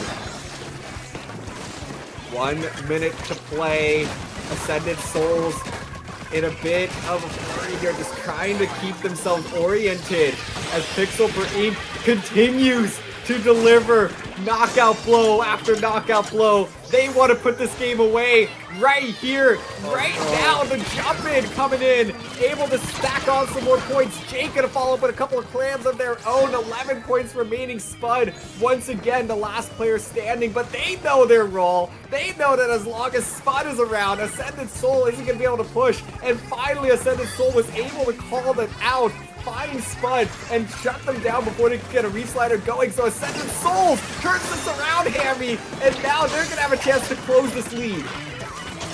Go through the penalty. They need to get a lot of points on the board. The second power clam goes in, getting them within 18 of the lead. That's only a good handful of clams they have to get, but only 10 seconds left, and they don't have a power clam. This basket's about to close. They need to get a power clam now, or that's just the end of the game right here and now. And as that time goes through with only 5 clams in hand for Lufty, they will not be able to start that overtime, generate another opportunity, and Pixel per Ink will steal. I was going to say steal that game. They were in control of that game, but they will take that game too. That is the set for them. But again, this is play all 3. There's still a chance for Ascended Souls to show off their moves a bit here, but Pixel per Ink are going to finally get their first win of the day. Hey, and it came in relatively dominant fashion. It got a little bit scary there at the end with Ascended Souls finding the couple of crucial picks that we needed to see out of them. And Hammy, you called that out perfectly. Like, Spud was the anchor for pixel per ink. You know, every time they got a push off, they committed so much to each and every push that it would always result in a 3 down, but Spud was able to kind of just reel it in, you know, keep themselves alive and stick around long enough to build up that reslider, and that reslider was a catalyst for Pixel per Ink to bring the rest of the team back in and hold on to mid control. And Ascended Souls, I think they figured it out just maybe a little bit too late there, but that is still information that they could carry with them into game 3. Yeah, there's always that now is the perfect time to implement those strategies and those ideas and the things that they've been observing, because like there's, you know, you've already lost the set, like you might as well, you've lost the set and you haven't been able to, you know, there's definitely a disparity here between Pixel per Ink and Ascended Souls. So for Ascended Souls, like this is the time to experiment. If these are how these games are going to go, you might as well apply those new strategies to try something new, maybe switch up some more in your comp and find something that might work, because there's still 3 more sets after this for the rest of day 1. So it's good to be able to have those ideas and those opportunities to continue on through this day and not just continue to stay in your own and stay in that rut and continue the same thing over and over and over. Yeah, I mean, you know, and people always like saying, you know, definition of insanity, right? You know, doing the same thing over and over, you know, expecting a different result. You know, and yeah, you know, it really does seem like that both of these teams have figured out, you know, some things. You know, Pixel per Ink, I mean, definitely has figured some stuff out going into this round 3 that they have now won. Ascended Souls seems to have learned a thing or two from these first couple of games, so I'm excited to see if they can apply some of those adjustments going into this final game of the set. And we are getting a 3rd different flavor of dualies, Hammy. Yes, we're finally getting the Glugas of all things, as well as also a tri-stringer changeup. Jake now bringing in the Inkjet variety instead of the Chump variety. So a little bit more aggression from the side of Pixel per Ink here in this game with zones. Already though, with that first cap in critical points is Pixel per Ink. Hammer coming in from the side of Ascended Souls, looking to cause some damage, and will get a little bit of a interesting interaction in that corner. Will leave Flowsy as the last one alive, having to jump out, and will get punished for it as well, not able to make it back. And Pixel per Ink starting a nice little stagger. Pixel per Ink continues to dominate the early game, but Ascended Souls has 3 specials to work with. They'll have a 4th here. They're going to unleash all of them at once. They're going to pop everything they have to try to get back into the zone, and it does help find 2, but they lose 1 along the way, and the Inkjet comes up big, but it's not going to stop the flip of the zone. Ascended Souls picks up control here, but not for long, as it takes everything for it to happen. And it looks like Pixel 3 actually got the neutral there, but they don't have the players to keep control of this zone. So Ascended Souls actually going to hold on here and add some more points to the board, trying to close the early lead that Pixel per Ink built. Yeah, you need to start building up those points now, because zones can go pretty quick, but it can also be a long and slow drag to get through. So already getting about, you're not even 40 ticks and counting away from that lead. The jet from Jake's going to try to push players back. The Booyah coming out doesn't get punished by the hammer, as Jordak actually opts to go for the player in the corner. Now with only 20 ticks remaining for that lead swap, they have lost the numbers advantage. Pixel per Ink are trying to get back into the zone to get rid of Ascended Souls. Flowsy looking for some picks in the corner, but will get pushed by a slider. The slider will get the neutral, but not the cap. There's only 2 ticks left remaining to get that lead. They have to get this cap. It's a 2v2. 1 player's in the air, but it's just Flowsy left alive in the blaster. Blaster, but the splashdown will not land in time. The penalty gets applied. Pixel per Ink keeps their lead. Zone back to neutral. Pixel per Ink still maintain just a little bit of control here, but they don't have the numbers to keep this one going. Ascended Soul is going to do everything they can to keep this into neutral. They finally get the flip as well. But we're just kind of seeing pick for pick right now, Hammy. Both of these teams finding one on the sneaky, one on plat, one in the zone. You know, there's not really one very coherent team fight at this stage. And, you know, that's, I think, kind of contributing to a bit of this back and forth nature of this game right now, as Spud is able to get a nice pick there. And now with these penalty points going through, there's not a whole lot of time left. Ascendant Souls can still get a nice lead here. But right now with Pixel Brink trying to walk into, Booya's going to try to prevent that. They do have the hammer coming in from Jodak, looking for that player in the corner. Flozy, he does get the direct through the hammer. That will get the great spot. Only a couple ticks remaining left for Ascendant Souls to get this lead. And with the 3v3, they will get the lead swap. The first, like, this is the closest Ascendant Souls have been to a victory all set. And they have to keep this here. But Avaby walking through, getting one, looking for a second, going behind, and will not be able to punish the jump out, but the jump out will still give Pixel Brink a good position. They have a holdout here. They have to get through this penalty, and with 1 minute and 30 left, we're getting to that end point where we can only trade this lead so many more times, DRF. Yeah, there are only so many more opportunities in the closing 80 seconds here, as Josie's able to push up onto Jodek and able to find that pick there. So even numbers as these teams try to find their way back to the zone. The Inkjet out, Flozy in a little bit of danger here, but it's going to be Luffy that goes back to spawn, and that's 3 down on the side of Ascended Souls. Call it a wipeout as Pixel for Ink will secure the knockout and the sweep. An unfortunate ending there if you're a fan of Ascendant Souls. Coming so close to victory, having those opportunities, and yet Pixel for Ink with the knockout, with the victory, and as you said, with the sweep. 3-0, taking their first set win of the day, sending Ascendant Souls further and further down into the Swiss bracket.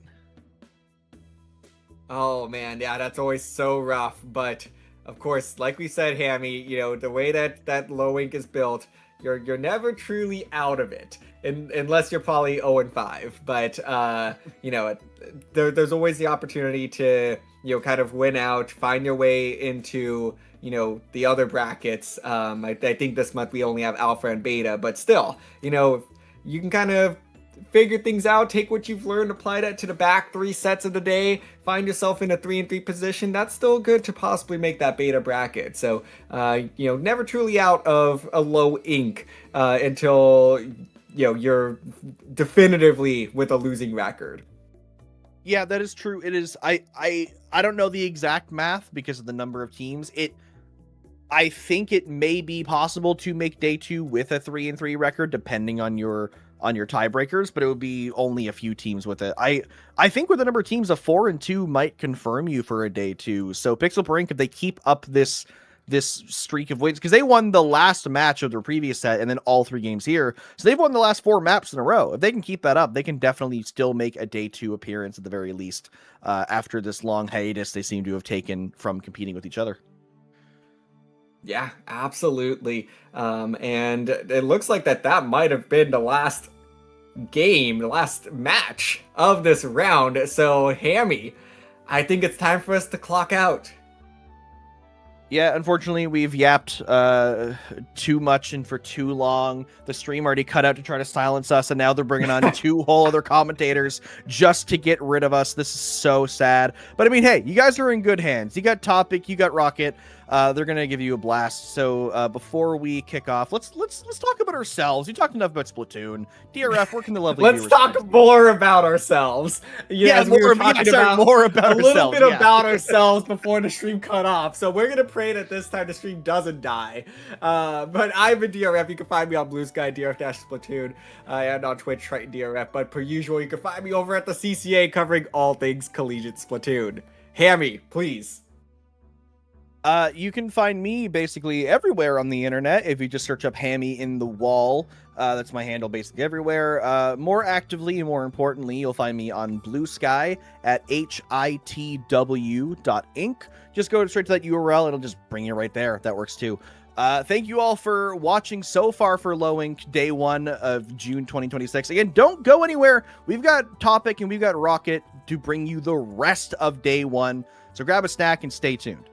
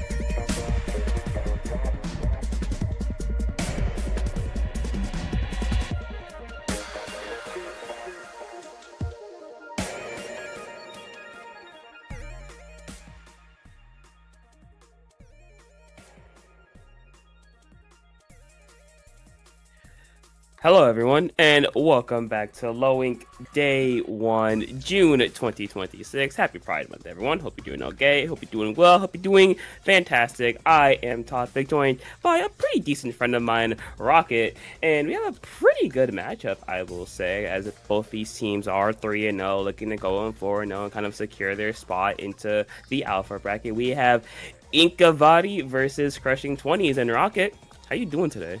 Doing wonderful, and like you mentioned, we have very elite teams for us. Like you mentioned before, these teams both been on a roll in this Low Ink June 2026 edition. As a matter of fact, taking a look at things, INKivaari currently undefeated in all sets they have played so far, yet to even drop a game. Crushing 20s not that far behind them, only dropping one in their initial set at the beginning against full whiteout, but regardless, this is the elite of the elite teams going up against each other, and still, with it only being halfway through day 1, every victory is necessary in order to qualify for that coveted alpha bracket in day 2. Yep, I 100% agree, but these teams have to start somewhere, as we are going to go to our first map, which is going to be a classic map. The mode, it's tower control Mako. It's decent. Of course, Mako more known for zones, but we're not talking about zones. We're talking about tower control. As we get straight into it, both these teams are ready to go. Ooh, was that a I forgot the name of the weapon. A recycled umbrella. Wait, never mind. Hold on. Okay. Yeah. Okay. Yeah, a streamer was in. Not quite yet. INKfair, our quite wonderful streamer, is not in fact playing for Crushing 20s, so we're gonna do a redo on that. But again, like you mentioned, that Recycle Umbrella is definitely a unique choice that, I mean, we have seen a couple of times being played in Low Ink, as a matter of fact. It provides that kind of stalling ability, somewhat similar to what an annoying brush may do when drawing attention away from the majority of their team. Now, I'm a little not confused. I'm a little interested because, you know, Bubble didn't exactly get nerfed, but things just does more damage to Bubble. So if the other team decides, if Crushing 20s decides to bring out a Trizuka or just any special that does a lot of high object damage, then that Bubble just kind of disappears, honestly. Yeah, and we also, I believe, saw a glimpse of some swords as well on either side. The Kev, Stampers, those type of weapons really benefit a lot from playing the geometry of this map as well. And we do see that blaster coming out from Riddler on the side of Crushing 20s. Also, that's Dynamo Roller, so I think these are the actual true comps there for us, not a Recycle Umbrella in sight, but to be expected on a map such as Macomart, where you can really play those angles, really take advantage of those set angles, and with both sides running that B-bucket, you will have those GG strikes both ways. Yeah, I think the matchup I'm most intrigued about is definitely Dynamo versus Pen, because Dynamo can sit under ledges really well. You can use the geometry more towards your advantage. And to see right there, Azalea just got right in there, got a nice kill, and kind of cleared out the way for the Junior to sit on tower and get through that first checkpoint with relatively no competition there. You see, finally, Crushing 20s they're able to push them out, but I think it's just the combination of Junior's bombs plus Bucket plus 52 does a lot of damage to kind of keep them in. Crushing 20s, however, they're responding relatively well, I will say, as they're able to push them out and stop the bleeding before it gets even worse. Yeah, Corn there, though, with the quick cleanup onto Sol. Another key matchup I want to keep an eye on as well is the differences in your cooler options. You have the Pen on the side of Crushing 20s and the Dynamo on the side of INKivaari. You would think that on this type of map, the Dynamo can find some nice angles to really take advantage of its wide span, but of course the Pen, with that global range, will have the advantage every step of the way, as we see Crushing 20s really pushing that advantage that we saw them get off of that retake, moving that momentum with wind in their sails already past that 60-point mark, already past that first checkpoint, and with the strikes coming from Scuba as well, they look to push even further. I mean, yeah, I question those strikes are maybe a bit early, because you see now the rest of INKivaari, they're able to just sit back and just get on top of the freezer and just make sure that they can't push power. So I do think the strikes were good. I just think they popped them a bit too early, because now INKivaari, they really didn't pop anything. They just sat back, made you waste stuff, like you popping crab, to get back to where you were. So at least for Crushing 20s, you didn't really give up mid, you didn't really give up anything space, so you're able to just get back to business, get back to pushing that second checkpoint, the biggest choke point in this map, all said and done. You see Tao, though, made very aggressive plays, I will say, causing a lot of damage strikes, nice follow-up as well, giving him a bit of cover to just clean through, clean house, get a nice life out, and you see Crushing 20s getting through that big choke point, beating that second checkpoint, pushing a little bit further towards that third checkpoint. Tao being a complete menace on his top side, and Crushing 20s, while we were talking about it, they blew past that final checkpoint. They will be stopped, but Riddler getting a nice trade out there as well. That's a game-winning push right there, but of course, a game-winning push isn't until you get to 0. Yeah, but you saw really the momentum that Crushing 20s has built, and they're still building here. They still have yet to really be pushed back, despite being knocked back twice into mid. They have yet to really concede it away back into INKivaari's favor. Still, the tower pushing near that goal point. You have the bubble, the defensive bubble there, just to maybe put some type of a rally point for INKivaari to really collect their belongings, because it's been about a good minute and a half to 2 minutes of just Crushing 20s doing as they please, constantly being able to move. But now finally INKivaari back in that mid area, Soul happening on this right side, not able to find the picks that they need to. Strikes available on both sides, but numbers advantage on the side of Crushing 20s, and they look poised to try to push this advantage. However, it is still deadlocked in that mid area.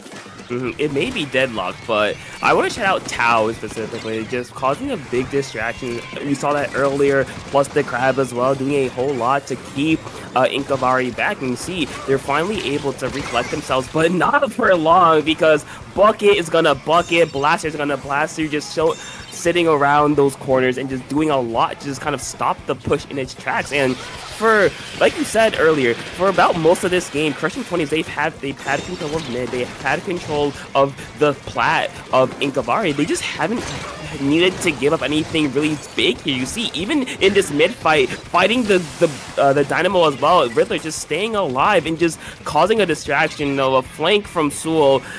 I mean, you did something, I guess, but you just allowed the rest of Crushing 20s to just push forward and get more space for free, get more paint for free, more specials for free. And you see right here, at the end of the last 3 seconds of the game, Crushing 20s has a very, very big lead. And ever since that first minute of the game, it feels like INKivaari just hasn't been able to really move. They got the first checkpoint, but nothing else. And now, as we enter the last 20 seconds, I see the bucket, you see the bucket, the chat sees the bucket, strikes are ready, or no, not mine. The strikes are ready now, but maybe a bit too early, as unfortunately, Crushing 20s just said, hey, we don't care. They rushed the tower, and they got the win.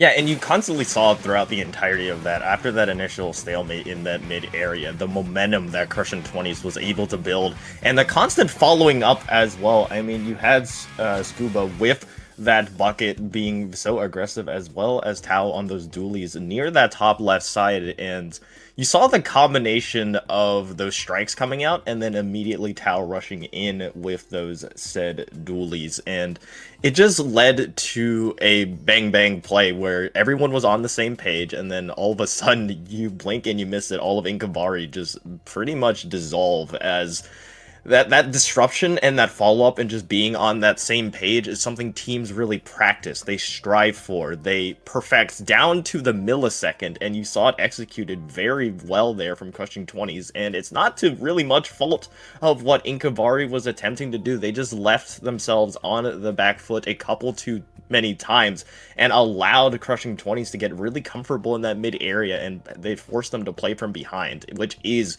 of course, always going to be a winning formula. But let's see if they can repeat that similar success as we go to Rainmaker Museum. Reminder, it is a play all 3, so even if Crushing 20s wins this match and technically wins this set, every game is important for these tiebreakers. Yeah, definitely indeed. Now, for this map, I think Crushing 20s has the advantage, at least off rip. I don't see the need to change, because Pencil, really good.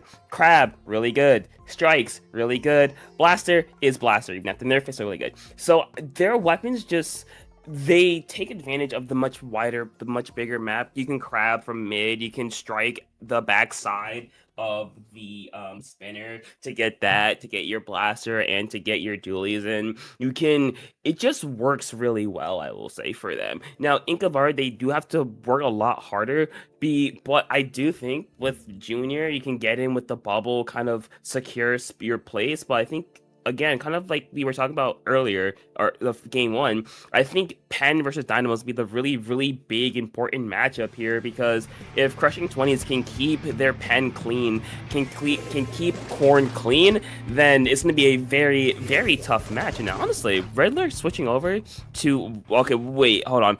Okay, a lot of changes. So, first off, Crushing 20s, bringing out Stamper, makes sense. Zipcaster, big map. INKivaari's switching over to a very different comp. Penn to counter the Penn. A different bubble with the decap for a much more aggressive start, and the slider as well. And so far, that aggressive start is working out really well for them, as it's been 30 seconds. They almost got checkpoint right away. I mean, yeah, you have this momentum shifting right back into INKivaari. They were for sure not really pleased by the fact that their winning streak just came to an end in that game one, and already you have that momentum and that fury just being displayed here as you have constant players going down on the side of Crushing 20s. Fire's almost to a potential reslider here if they do choose to use it. You have that crab being forced out. Decap goes down pretty early, and that push does look like it will be done. So again, nice for Crushing 20s to at least stop that initial early aggressiveness, that aggressive rally, because it could have been very, very dangerous to build that momentum up. Now with both sides back into more of a neutral situation, you have these specials really being developed, and I think the key one that Crushing 20s will always try to develop is not only that those strikes that really allow for momentum, but specifically on this map, Crab. Crab can provide so much poking power either way. This is Crushing 20's Crab, however, that you see already how powerful a Crab can be in just spacing out players with both sides now being able to get through that initial checkpoint. Crushing 20's knocking at the doorsteps. Yeah, but this is where it gets really hard to push on this map. This choke point becomes really, really dangerous for either team, really. The strikes coming out, again, I feel like that's a bit too early, because, yes, you've gotten parts of mid, you have to follow up on them, which they honestly do. They're proving me wrong. They do it almost right away. They got Tao with the Rainmaker. The path is clear. They're able to get it to 30, 20, 22, 19 points. Okay, they proved me wrong. They got a really good push going out of that. But you see, there's still too much momentum. They're still in the plat, and they just said, hey, we're taking this and we're running away with it, as they're able to win that game. So INKivaari, kind of a bit of deja vu from game number one, because if you remember in that first game, they got the early lead, they got the first strike, but Crushing 20s, they just did it better, I will say. That's the only way I can really put it. They just did it so much better. They played off of the special as well. They didn't really give up a lot of space when they were pushed back. They kept mid. They kept underneath the enemy plat. They just didn't move, and that's what gave them the win. Yeah, and this is a very, very battle-tested Crushing 20s team. A very resilient team. INKivaari, from what I can discover, only recently formed about like a month or so ago, so maybe still getting those kinks really tweaked in terms of really executing to the absolute perfection and to their absolute best. However, with Crushing 20s, this is a team that's been around for a minute, a name that has popped up in many of those higher low-level tournaments, all for ones, for example, where you can build up those reps. And something that, again, that was really well illustrated there was just how on the same page all of the members of Crushing 20s were. Just the constant flow of aggressiveness, the constant flow of pressure, and being able to create constant advantages and maintain it. Now, that is the key factor as well. Just not only creating those advantages, but using those advantages to breed more advantages to keep it going. But yeah, with INKivaari there, that is their first set loss within this lobby. Crushing 20s have already secured this set, but now aiming for that coveted sweep in order to just further solidify themselves into that alpha bracket placement, as we look at Clam Blitz, Barnacle, and Dime as our final map in this set. I mean, hey, both these teams, I doubt there'd be much switches as they readied up almost immediately here. I think, like you said, Crushing 20s, they've been here before. They're looking to get this sweep over. And so far, they're sticking to what they ran game two. I mean, it makes sense. Zipcaster, again, very good on this map. For the other side, for INKivaari, going over to the Crab Dread, I mean, it makes sense. Crab's good on this map. You have Plat, you have the little rail there, you have the snipe, you have a lot of places where you can set up, but we're gonna see if they're able to really use that to their advantage here, because now you're kind of giving up that forward pressure for that more long range pressure being that Crab, and so far it hasn't really worked out in their favor, as even though they got the first pick of the game, they just gave up way too much for that them building up that Crab, they're kind of wrote the death sentence for them, as Crushing 20s just really able to just build off this momentum, get points on the board, down to 659 points remaining, possibly a couple more in the bag. Unfortunately, no, they are going to be stopped short. Corn forced to back away, and Crushing 20s, a really, really strong start, really aggressive, and we see right here, they're fearless with the jumps, and as they're able to just not give up much space at all, which is kind of been a theme of this entire set for them. Yeah, they've been playing very fearlessly as well, something that has been able to have them win on the margins. Of course, just winning these 1v1s as well has helped them out a lot, but just simply by the speed of it as well, speed does kill for sure. And yet again, although INKivaari was able to deny that initial push from getting much further, here they are again, Crushing 20s, doing what they do, and yet again knocking at the doorstep of a scoring opportunity. You do have the pen going in pretty early to get that initial ball in, and a couple more clams will follow, but the lead will not be extended by too much. I believe only one clam really made the difference there, down to the 56-point total now. A very manageable lead, though, for INKivaari to come back from if they can just get back into this mid area, and they are doing just that with a quick 2 picks onto both of those mid lines from Crushing 20s. Finally some space to operate, finally some space to breathe for INKivaari, but these specials need to come online soon if they want to stand a chance against what Crushing 20s has really been building up, because that has just been their nature. We've seen it for these past 2 games. Can this third one be the difference? I mean, so far, the answer seems to be no, as you saw INKivaari, they had mid, but they just didn't have the clams to work with. They didn't really have, they took space, but they gave it up so quickly, as Crushing 20s, they just ran forward a little bit, and it worked out in their favor. And now you have INKivaari once again stuck in that court, stuck backside, stuck using a Crab really defensively to make sure that they can keep flat. But even after all that, Crushing 20s, they're still putting up a lot of pressure. And one thing I will say that we kind of missed a little bit earlier is that INKivaari, they only have 1 power clam. They should have had 2, but I guess they picked it up and it got destroyed. So their potential pushes just got so much worse after that. So unfortunately for them, it's just, it feels like Crushing 20s, they're just really good at countering whatever INKivaari does. It just feels like anytime INKivaari wants to push, anytime they want to do that, they just aren't able to really put it all together until possibly just now. You need the clams to be there, though. You have Ruby's almost to another ball. You do have the pity clam in the back waiting for it, but the players just aren't there. You already have 2 players on your side of INKivaari going down. The Stamper has the Zipcaster available. Strikes used pretty early here. Interesting from Crushing 20s, even though that there were only 2 players left. It does lead to a 2-player down, though, so hey, maybe I should just shut up there with those strikes being able to zone out those 2 players. Still, yet again, momentum very much into the favor of Crushing 20's side. You have 2 power clams. You have that cooler popped as well, and here comes the Zipcaster as well to initiate everything. Pen goes down. That Crab now denied from that Dread, and now here comes the major scoring all the way down to that 27-point total. Cooler is available as well. Tal does have that Crab online, so this could be a very much knockout situation here if they are not careful. You already have Tal on that top left side, just poking away, raining down ink from above. Here come the strikes as well, but where are the clams? There are the clams from Crushing 20s. Just one more needed to secure the knockout, and there it is from Crushing 20s. What momentum they built, just keeping the foot on the gas the entire way throughout the entirety of the set, very much leading to a very upsetting win for Crushing 20s there. INKivaari just a little bit rattled during that, handing them their first loss in a sweep fashion.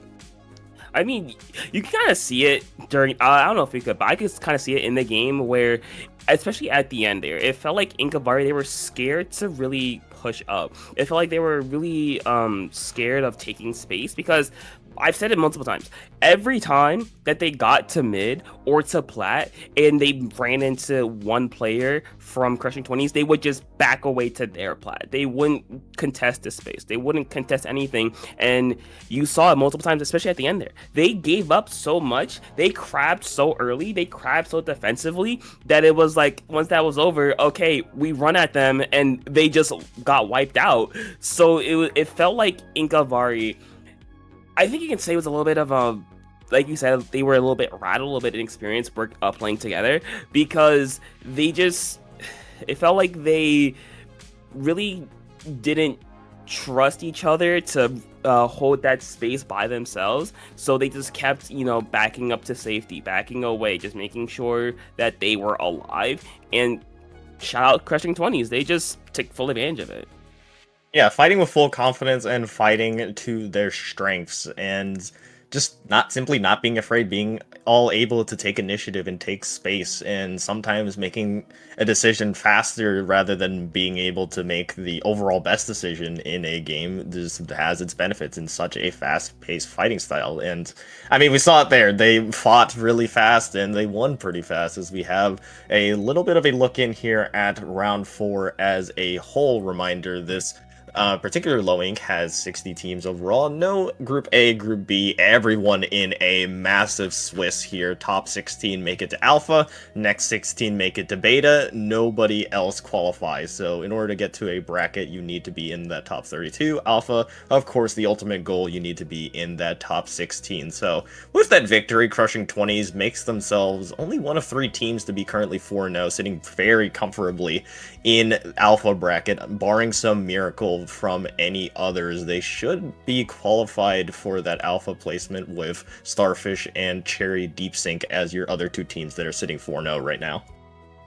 Definitely, indeed, but of course it can't lack, because like you said, this is Swiss, so they will have to face either Starfish or Cherry Deep Sink this round, and then probably one of the other one next round. So there is a, okay, I don't want to jinx it, but there is a non-zero possibility that Crushing 20s does fall to Beta bracket, but we hope that doesn't happen, because that was a really cool game. It was a really good preview of how they play their game. It was a really good preview of just the teamwork and the real coordination that they had. I know we talked about it earlier. It was game 1 definitely, where we said that they popped strikes on Makeup Art. They popped the strikes on the snipe, and then I believe it was Tao, the dually, just used them as cover, ran forward, got a double kill, and they got the score. So I think that really does show that, hey, they just play, they have really good team play. Yeah, and that type of team play will need to be consistent with a longer tournament such as Low Ink, where not only you have to translate that here in day 1 with 6 teams that you'll be facing, but also in day 2. So maybe building up that momentum to lead into Sunday's day 2. But with that being said, we are going to take a momentary break while the rest of round 4 finishes up. So don't go anywhere. We have round 5 and round 6 of Low Ink June 2026 coming at you here shortly.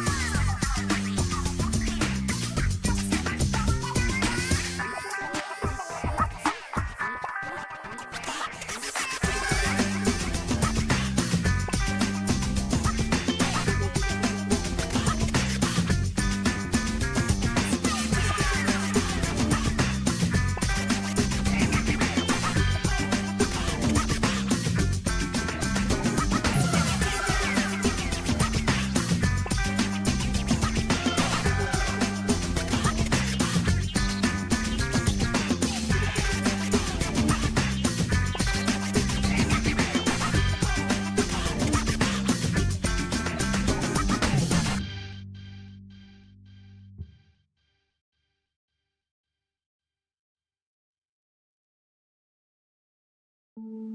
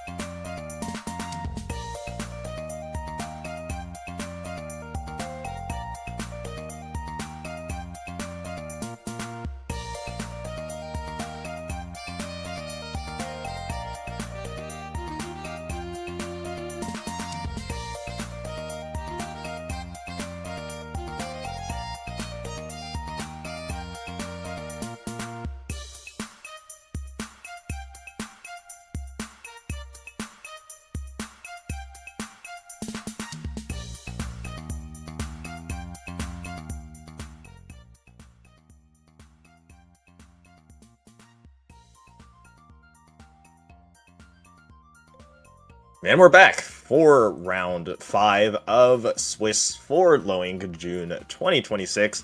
Now looking at Swiss matchup 5.5, we have two 3-1 teams here who are very much in the hunt for that alpha bracket, now trying to secure that placement here. We have Land Crabs versus Lemonade Booth, some very familiar team names if you have been around this skill level, have been looking at not only low inks, but have been seeing them play in tournaments such as All for Ones, Coral Clashes, these Div 5 capped tournaments. Lemonade Booth have gone through a lot of roster changes as of recently, and have been taking elements of other teams. I remember there's some members from Drip, Drop, Die. I believe that is where Dethic comes from, as well as Mace from Pocket Aces. So a little bit of a roster retool, everybody leaving in a little bit of a free agency, if you will, to make this new roster of Lemonade Booth, who have been on the rise as of late. Land Crabs, a team that has been here for a while, also 3-1, like I mentioned, have been playing together for a long time, so very much veterans of the low ink landscape. You know what? That was very informative. I had nothing on these teams. I'm glad you were there for me. I'm glad. You know what? It's cool. Like you said, I believe I have seen a few of these players around before. Like one-offs, nothing in depth. But I'm glad that someone is here that knows a lot more than me. But what I know a lot more about is the maps as we go to, as everyone likes to call it, the vanilla ice cream of Splatoon 3, Zone Tacklefish, where you have, if it's your favorite, I'm not gonna judge publicly, but it's definitely I would say it is definitely the like final destination of Splatoon 3. It's like it's a straight line. You have a straight line and like a ramp. Yeah. Yeah, I mean, it is the sandbox for how teams want to approach things. It is really the true test of zone maps, of just, can you simply win to the formula you have created with your weapons? Speaking of those said weapons, if my memory doesn't fail me, at least on the side of Lemonade booth, we'll be expecting a dualies as well, so that Crab, plus I believe Mace also plays decav, so you will have kind of that classic duo of a dualies decav combination, can always provide that poking ability. On the other side, with Land Crabs, just noticed as well, one of their usual players, K7, I do not believe is playing. They are playing with a sub, Naimo, I believe from Crash, at least from what is to believed on their profile, crashed that team as well. So we'll have to wait and see if that really affects how they play synergically with one of their players not really being typically who they play with, but we'll have to wait and see as we take a look at these true comps. That decav comes out, the dualies player actually on the bow, that is Turbo there on that bow. A very underutilized backline that we don't typically see on zones, as they are running coolerless because of so. I mean, I like it, mainly because Chumps is really good on this mapping on zone. You have three weapons that can go front line and fight with those Chumps, and not to mention Bo is just a really good painter in and of itself. You see right here, they're just doing a lot to keep them back, though the vac shot may do a lot of damage to just at least get them in, but Reef says nah, just a lot of trades going down back and forth in the zone. I believe Lemonade Booth will have control of the zone. The Yang trying to go on a bit of a aggressive flank, not able to work out, but finally Lemonade Booth is able to stabilize themselves and get in control and try to push up. But I feel like they do really well here at defense, where they have a bubble, they have a reef slider to kind of like account other reef slider to kind of make sure that they can push forward. But we're gonna see what they do here, as so far as I've been talking, they've gotten down to 35 points remaining. 32. The vac is in no man's land right now. They have one person, but not able to really use that in the zone just yet. Able to neutralize and not cap it. As you see, the combination of the bow plus decaf doing a lot to keep that zone and keep them back. You see Lettuce trying to go for a last-ditch effort, but it's not gonna work here. Wendigo is not gonna get it as well, and Lemonade Booth, okay, very, very strong opening with 100-0 off rip, and that's how you start it. Yeah. Yeah, and really not to the surprise of many of how this Lemonade Booth roster can really cause some damage. They've been on the rise as of late, and definitely showing us why there, but it's just some notes for kind of what we saw during that match. You saw that, you were mentioning it, that vac. A key retake tool for Land Crabs, really just kind of existing on the right side, not really with any players around them to really follow up on, and the dualies as well with that reef slider didn't really have the specials really get the value that you would want to expect for the said retake specials, and that's just kind of what led to that snowball sometimes, where momentum, that's really all it comes down to with Splatoon. Like a momentum game where, hey, if you have these specials, this is your time to counter, this is your time to kind of grab that momentum back. But it felt like during the entirety of that, you had Land Crabs kind of just conceding the mid area and just allowing Lemonade Booth to do what they please during the entirety of that. And then it's only natural that's how a game will end, if you just cannot get anything going onto your side. Yeah, and I think to kind of add on to your point is that we saw a little bit where they had they had the vac plus the reef ready, they just popped them at completely different times. So they were really not as effective as they could have been together. But, you know, that's in the past. But the past does give a little bit of indication of the present as we go to game number 2. Tower Shift Shape, a very different map mode, I will say. It's still a very big map. I think Vax still provides a bit of value here.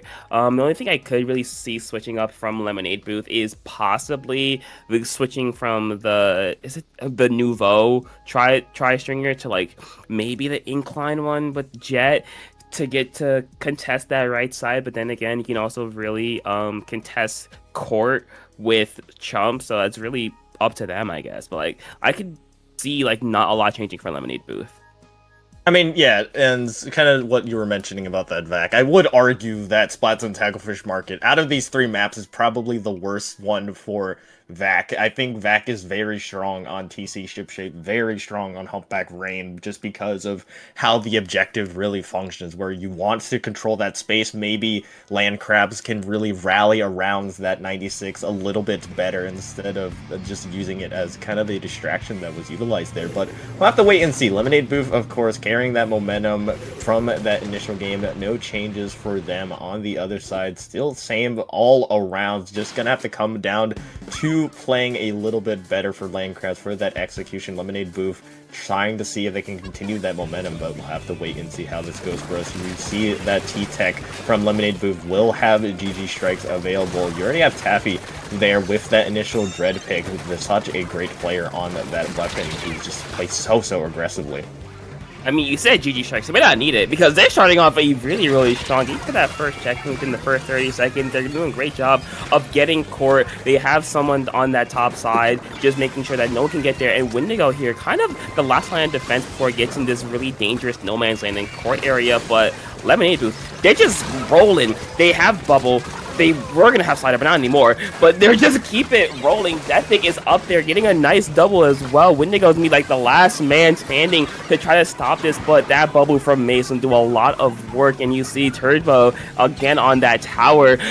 Just keep on keeping up the pressure. Deathwick will finally go down, but not before getting a trade. So Lemonade Booth, in the first minute of the game, they put themselves in a really strong position, not only getting the first, but also second checkpoint. If you're Land Crabs, you gotta respond somehow, someway. They have Vac, they have strikes, they have Reap, so they have specials, but can they use them to push forward? Is the question here, because they might feel a bit too preemptive with them. You see right here, popping them just to get that first checkpoint. But even through all that, even through those 2-3 specials being popped, they didn't even get to the first checkpoint.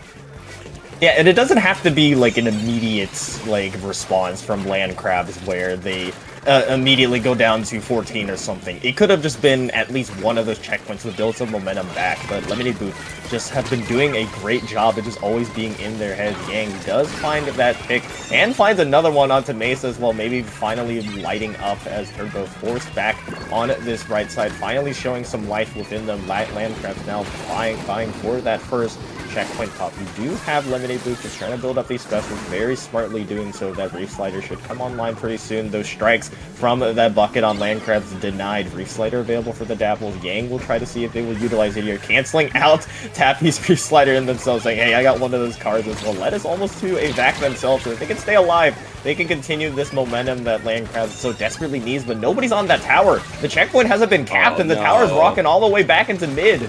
Oh no, Lettuce, what are you doing, my man? Yeah, like you said, there's a lot of time is now being wasted here. Yeah, they're holding this top side. They got kills, but in that, 15 seconds, 20 seconds that they didn't touch tower, they could have at least gotten through that checkpoint and like halfway through court. Now, they are able to kind of finally restabilize themselves, get to that checkpoint, and get momentum on their side here, but you know that Lemonade Booth is going to be set up. They have sliders soon, they're going to have strikes soon as well, so they have these specials kind of stop the tower almost instantly here. They might not even need them as they're going to get the kills instead. So again, Land Crabs, you had an opportunity there. You had it, but you just didn't touch tower, so that time now was just wasted. There has been some stuff going right, though, which is we saw Yang there on that Dapple just cause a lot of havoc and constantly just be able to make the necessary plays and get the necessary picks in order to get them into that space, but again, I would like to see that vacuum utilized a little bit more for Landcrabs to really counteract against Lemonade Booth, because Lemonade Booth, a team that will not give you anything for free, as Deathwick is almost to strikes again as well. 2v2 happening now on this left side, but yet again, you have Landcrabs now being able to rally now in the second half of the match, showing a lot more poise to them. Yang with another pick onto Kurt Bowser does have that reslider, so numbers advantage on the side of Landcrabs for them to really operate with. That vac is available as well. This is the ideal situation that you want for Landcrabs to be able to steal this lead. You even have that cooler, all specials online here. This is gonna hurt for Landcrabs. They have that initial pick on the Taffy. Here comes the Dapple's distraction with those reslider and those strikes. You have the potential here. You have the decap though. Mace there, being able to slice and dice on that tower might have been the one to save that entire push. Landcrabs, everything went white. You had all the specials, but you didn't account for that decap. 30 seconds left. What a huge play that was in the waning moments of this game. That was a one-man army. Mace just said, hey, I'm gonna do my own thing, got a triple kill, and basically not iced the game yet, but they did a really good job of making Landcrabs use basically everything, and then going in. Deathwick, a little bit of being a cleanup crew right here. Nice double kill. The slider getting that triple kill as well, and Landcrabs, there's no one there. Nemo is too far away to get it, and yeah, that is going to be all she wrote for Landcrabs. Lemonade Booth will win the set, but like I said, that was at the end. That was a one-man army. Mace just survived somehow. I believe they jumped. No, I believe they jumped in. No one saw the jump, and then they got a triple kill on the tower to basically clean up the game and end the game and stop the push. Because by the time tower got back. No, by the time Landcrabs respawn, Lemonade Booth, they already had court, the top left, or no, top right, and like half of mid painted their color. Yeah, and you see it here on this replay, just kind of the cleanup near the end. You had Taffy there just being able to stay alive throughout all of that and just provide that consistent paint. A little bit cut off from what we saw from Mace being able to jump in with that decaf slice, but again, a lot there from everyone on the side of Lemonade Booth to make sure that lead wasn't taken over, but again, in order for them to be even in that position to begin with, it was that initial push at the very beginning of the match that even got down to 11 to begin with. If they don't get it down to 11 or those initial picks, they do not win here. We do see now that replay here, just slicing one and then immediately on the tower finding two in total, because Yang was very much in the base of Lemonade Booth, being the one to cause so much of the distractions. Exactly what you want from your Dapple players, but just a good play being outweighed by a great play at the very end. There's still a lot that went well, though, for Landcrabs finally waking up. It does look like they had played with a lot more poise, just a little bit too late, I would say, in that match, just given how much momentum Lemonade Booth had just to be able to play keep away. Yeah, well, speaking of playing keep away, it's everyone's favorite map mode, Rainmaker Humpback. Now, I think this is slightly in favor of Landcrabs, mostly because they have the vac, they have the slider, they have a bucket as well. They can really take advantage of both of the right hand side, but it does require a very coordinated push. It does require them to group up and go in as one team, though. Okay, wait, that's a lot of changes from Lemonade Booth. I mean, Wellstring, it makes sense. It's Rainmaker. And Taffy going over to Dread. No, never mind. That's something changed. I'm so sorry. Yeah, only Turtle switching is a change. Yeah, I mean, it makes sense with that Wellstringer change, just because, I mean, Rainmaker, this map, kind of figures, but again, from Landcrabs again, this, I would argue, is probably the best map to bring out for this comp that they have with that vac, and you already see it kind of showing its fruits of success here with already that initial Rainmaker pop actually going into their favor, the strikes there for the follow-up as well, and momentum very much on their side, as that checkpoint pop only took around 40 seconds. Here comes the Reef Slider as well to maybe cause some more damage. Yang does find one onto Deathwick, and you have Wendigo just trying to see if they can get a couple more, but it will lead into a dead push push. A wipeout for Lemonade Booth, but not before a lot of damage has been created, all the way down to that 30-point total already. Mace trying to not waste any time with his bubble onto the elbow of Landcrabs. I mean, yeah, like you said, a lot of damage has been done. But look at the time. They have over 4 minutes to go, basically. They've broken through that checkpoint. Well, yes, they're going to be stopped for now. They have a lot of opportunities to get this elbow, to get these picks. See right here, they're able to get one down. They get be at least a little bit worried of that back. Going to be ready soon from Landcrabs, as you see Mace is going to get one, going to get two down. Actually, hold on, Lemonade Booth. Opportunity here. They have elbow pretty much secure for the most part here, just waiting it out, biding their time. There's the back ready. They're gonna pop and try to at least slow them down. Plus the slider, able to do a lot of damage, but no confirmed picks there. They're wasting time on the Rainmaker, which is very good, but not getting the picks as they're able to save the Rainmaker lead by 1 point, get the wipeout. So that was a good play right there, I will admit. Lettuce, they popped the vac, and you saw Yang pop the slider to just kind of corner the member of the Lemonade Booth. They stopped the Rainmaker, and now they're back in the mid. They have it neutralized now. Yeah, and again, though, I will echo what you just mentioned it before. Look at the time at the top. Still plenty of time on the clock for anything to happen, for absolute chaos to happen, and in Rainmaker, that is really what you strive for. That is what this mode really just projects, absolute chaos. You have Turbo with that Rainmaker, that wall string would not be utilized, so instead, just raining out from above, taking pot shots at the members of Landcrabs. The important thing is here just to stay alive, especially Lettuce, who's about very close to dying there, has that back, but Mace is there. You can't back a decap sword. You have 3 players down on the side of Lemonade Booth, however, with Landcrabs rallying really, really nicely to shut that down. Mid-control, very much in their presence, but so far this game, Lemonade Booth has been neutralized a little bit. After that initial counter push they have been building up, not much else to really find here. So this is where we get to the true moments of either side, just trying to find that opening, try to find that slight advantage, and see if they can snowball it into a push. I'm just watching Yang and Mace, just like they see each other and they're just waiting for the first one to react, because both these weapons, like we saw, they kill very quick. They're very aggressive weapons. You see Mace making the first move, popping the bubble, allowing their team to go out in off of that. Lettuce, unfortunate timing there. They are going to go down. Yang with the response, probably getting a jump in at the very least for our team, is able to slow them down for at least a little bit longer here. But how long will they have? Because Lemonade Booth, they're back in business. The members are stirred. They're stuck in the corner. They're going to go 2 down. Wendigo just firing shots as much as they can. Slider to clear it out. Taffy being a bodyguard for the Rainmaker, getting it down to 11 points remaining. A little bit of deja vu from game 2 here, as Lemonade Booth, they're still here. It's just Maze holding the line and just making it impossible for Landcrabs to get any momentum, to even touch that Rainmaker. You look at this, they're underneath the plat doing so much more damage,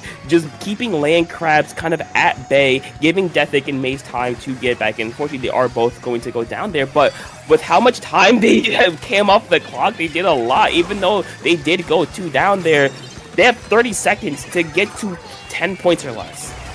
Yeah, and that was just excellent special usage that you have from Lemonade Booth. Now, can Landcrabs do the same thing? Lettuce pops that vacuum. Can the picks be found from this? There's not a lot of paint, though, in front of Wendigo, though, but say that, of course, there comes that blue streak. There is Wendigo being able to get onto that tower podium, almost getting it into a knockout situation almost immediately. As soon as I said there wasn't enough ink, there was a clear blue path away. Now, trying to sneak it as well is Yang. Of course, you want to do that on the Dapple, but again, 2 lead flips in a matter of a minute. This is the Splatoon that you love to see. Taffy left in a bit of a precarious situation. Lettuce was trying to see if they can end the game outright, but with only 2 players standing on the side of Lemonade Booth, just Taffy needs to stay alive throughout all the blue ink, just peppering away at them.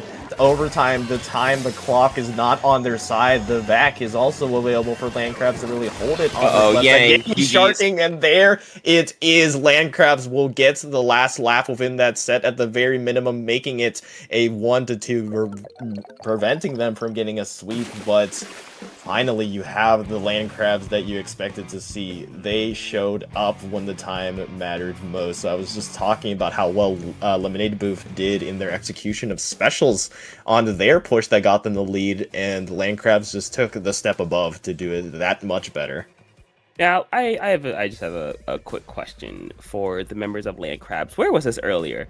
Like they played really well in that third game. They had the coordination. They played really well. Heck, you see right here, they popped Vac plus Slider. Even though they didn't get any kills, they still dispersed the members. They at least caused them to go down, and they stopped them as well. They did really well and got the wipeout. But unfortunately, even right here, they did lose the lead, but they didn't. Even though they did get down to 11, they didn't really fold at the end there. They held their own, and they did really well. Even see another Resider popping out for Lemonade Booth this time, able to get them to 11. But Land Crabs, they fought back really well here. You see you see Yang, Wendigo, and Nemo just doing a really great job of going with that Vac. They're playing together as a team to get them there. Unfortunately, Wendigo couldn't knock it out, but they basically did getting to 1 point. But I gotta ask, where was this earlier? Like, especially during that first game, it felt so disorganized. It felt so like, I'm a pop a special. Okay. Wait like 5 seconds. I'm a pop a special. Okay. Wait 5 seconds on repeat. But this, it felt more team oriented, if that makes sense. It felt more like they've gotten used to playing with each other at the end there. So I just say they just played better at the end, but you need this earlier. You need to do this a lot earlier. You gotta be like, I want a basketball reference. What's a good one? You gotta be like, I don't know, the Detroit Pistons before losing. I don't know, something like that. I feel like a part of that is just you trying to take a shot at Yoshi God, but regardless Yes, I am. of that, I think an easy cop-out answer could just be that the comp that they were bringing just simply worked better on Game 2 and Game 3 compared to what we saw on Mahi Mahi. I mean, I was talking about it earlier Hagglefish.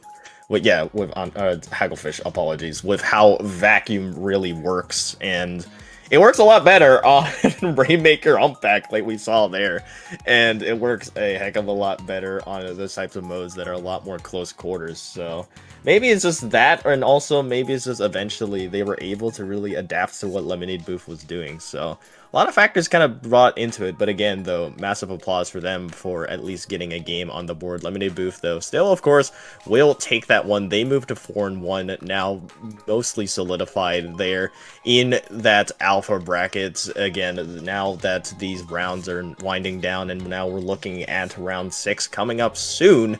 These teams are pretty much solidified as we look. Who is left undefeated? Cherry Deep Sink still there, our number 1 seed 5-0, and Fishy Solo Q Warriors, the only other 5-0 team. Everyone else 4-1 or slightly worse. So we'll have to wait and see how this low ink day 1 will shape out. Who will make it to Alpha and who will just barely miss that cutoff, make it to Bravo, and who will not make a bracket. But again, final time, we'll take a very short break as round 6 is starting up here shortly. Be right back for the remainder of Low Ink June 2026, day 1.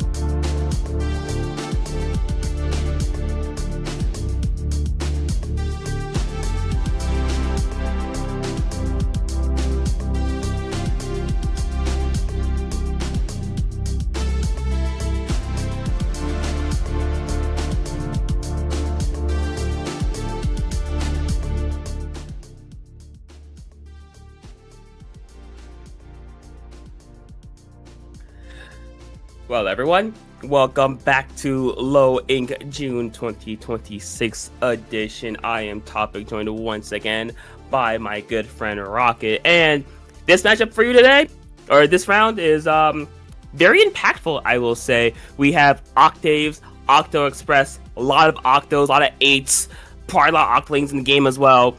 Doesn't matter. But what does matter is both these teams are in beta bracket at the very moment. Octaves is 3-2 on the cusp of alpha bracket, and Octo-Express is also 3-2, but they're on the cusp of not making a bracket at all. So if Octaves wins, they get alpha. If Octo-Express wins, I believe either they get alpha or just a really high beta placement. So very impactful sets for both these teams. Yeah, and a little bit more, just looking at it a little bit closer, and I think this is correct, where yes, Octaves would basically would pretty confidently be in alpha bracket so long as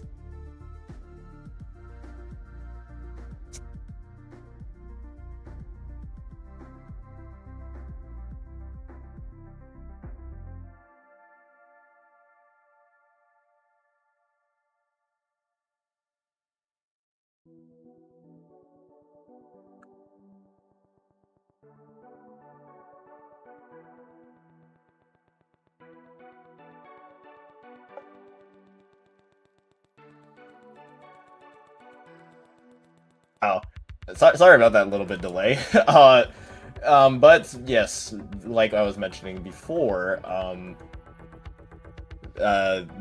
like I mentioned, you have Octo-Express like on the cusp of either being high beta instead of being able to make it into alpha. But regardless, both these teams have a lot riding on this, as to be expected in round 6 of Swiss. But again, enough chit chat of what could potentially happen. Let's see what is happening here on Clam Blitz Scorch.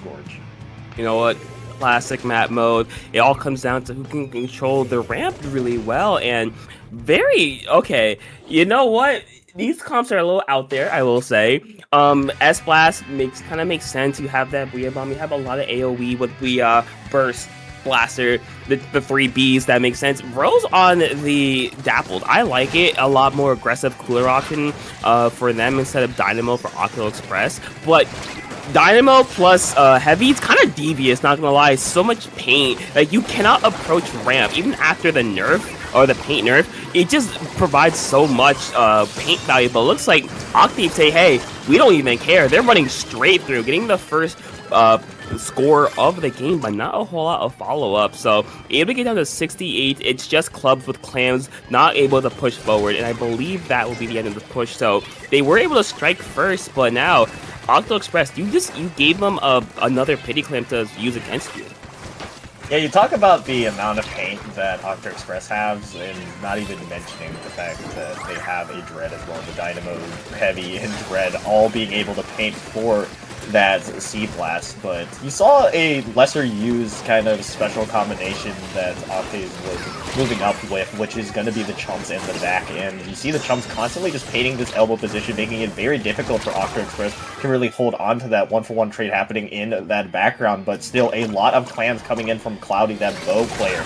Now, all the way down to that 49-point total. Booyah Bomb as well. This is exactly how you want to keep sustained pushes, is delay out your specials a little bit and constantly have one up in order to force Octo-Express back. Now, though, Octaves are the ones that are forced back, but yet again, a second effort leads them to a much larger lead to which they had previously, as Octo-Express have struggled to really make it past that midpoint as well, but finally maybe seeing their fates change with a quick 2 kills and Cooler on the way for Yellow.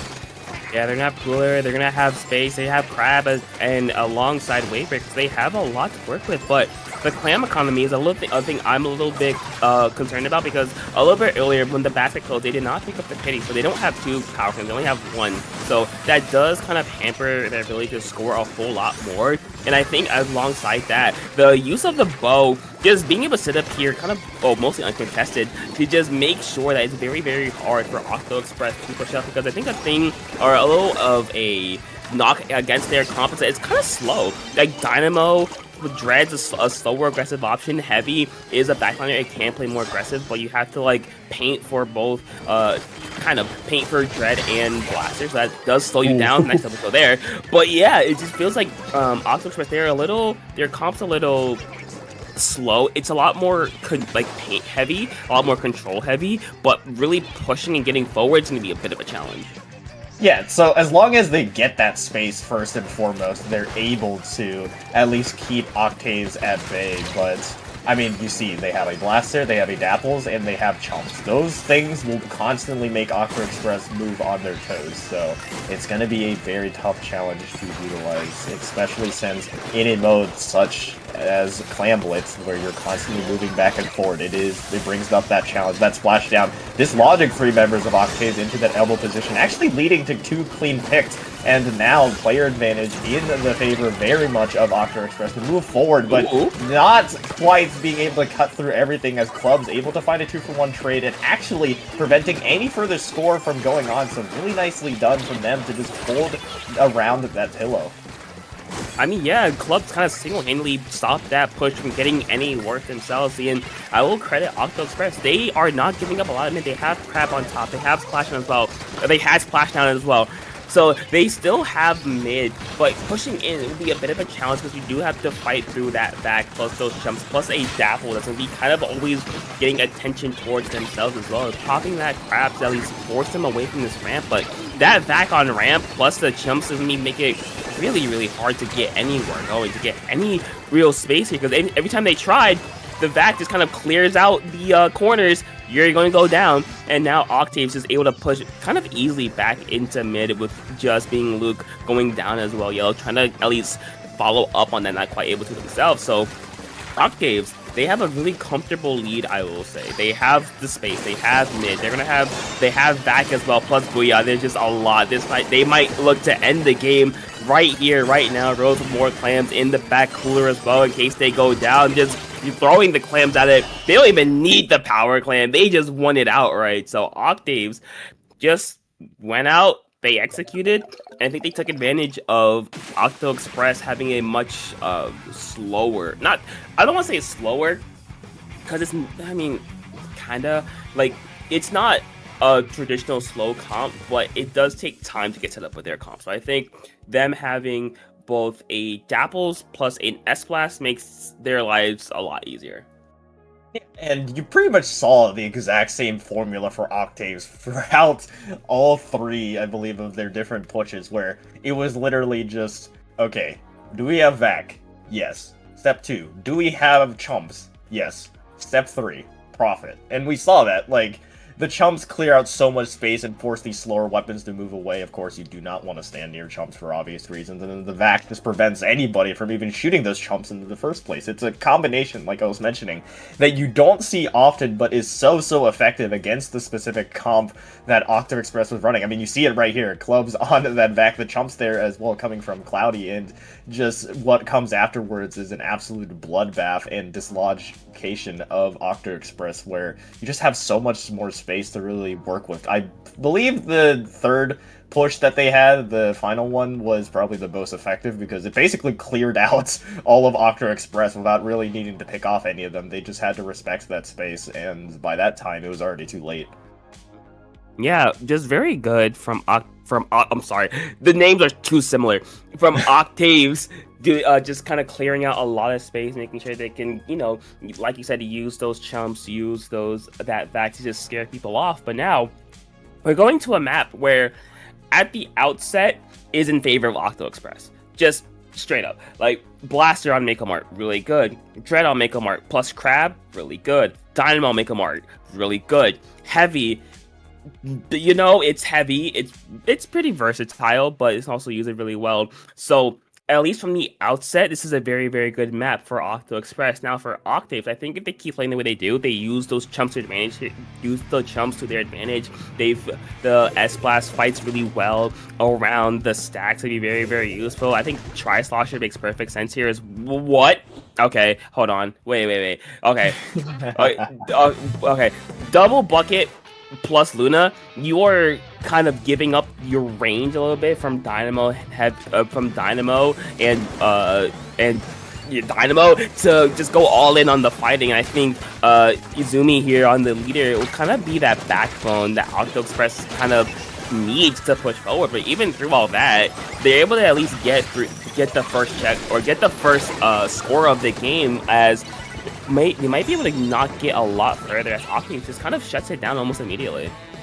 It is a very nice change of pace, though, regardless of it. Like you were talking about how slow that kind of comp simply did not work against Octaves, and Octo-Express changing it up to maybe be a lot more in your face and just put a lot more pressure onto Octaves. I do love that approach, but of course it always comes down to execution. Speaking of execution, that was a nice execution there from that E leader onto Cloudy. That bow, now a lot more space has been gained. The Tri-Slosher battle goes into the favor of Critter being able to stay alive, and then now a lot of the fights much more favoring Octo-Express with these weapons. Reslider as well to clean up, and a very nice retake. Octo-Express back in business as Critter just tries to get this cooler up. Hammer is available as well from that Luna. These weapons you typically see utilized on Mako Marts, but not a lot of teams run them all collectively here, but it's seemingly like it is the answer to what Octaves is putting down, though. They have yet to get that lead. 2 picks, though, now 3 into the favor of Octo-Express. Surely they will get this lead after Yellow just constantly holding this left side.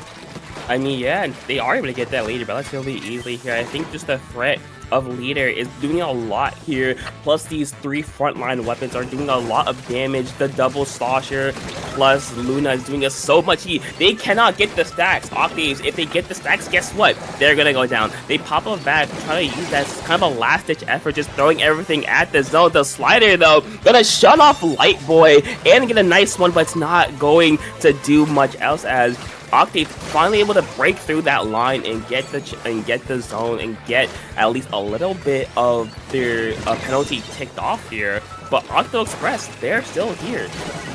I think they're running like they have the cooler as well, so they have a very aggressive comp. They can just jump in when something goes wrong and say, hey, we're gonna keep on going. So far, that's what they're doing.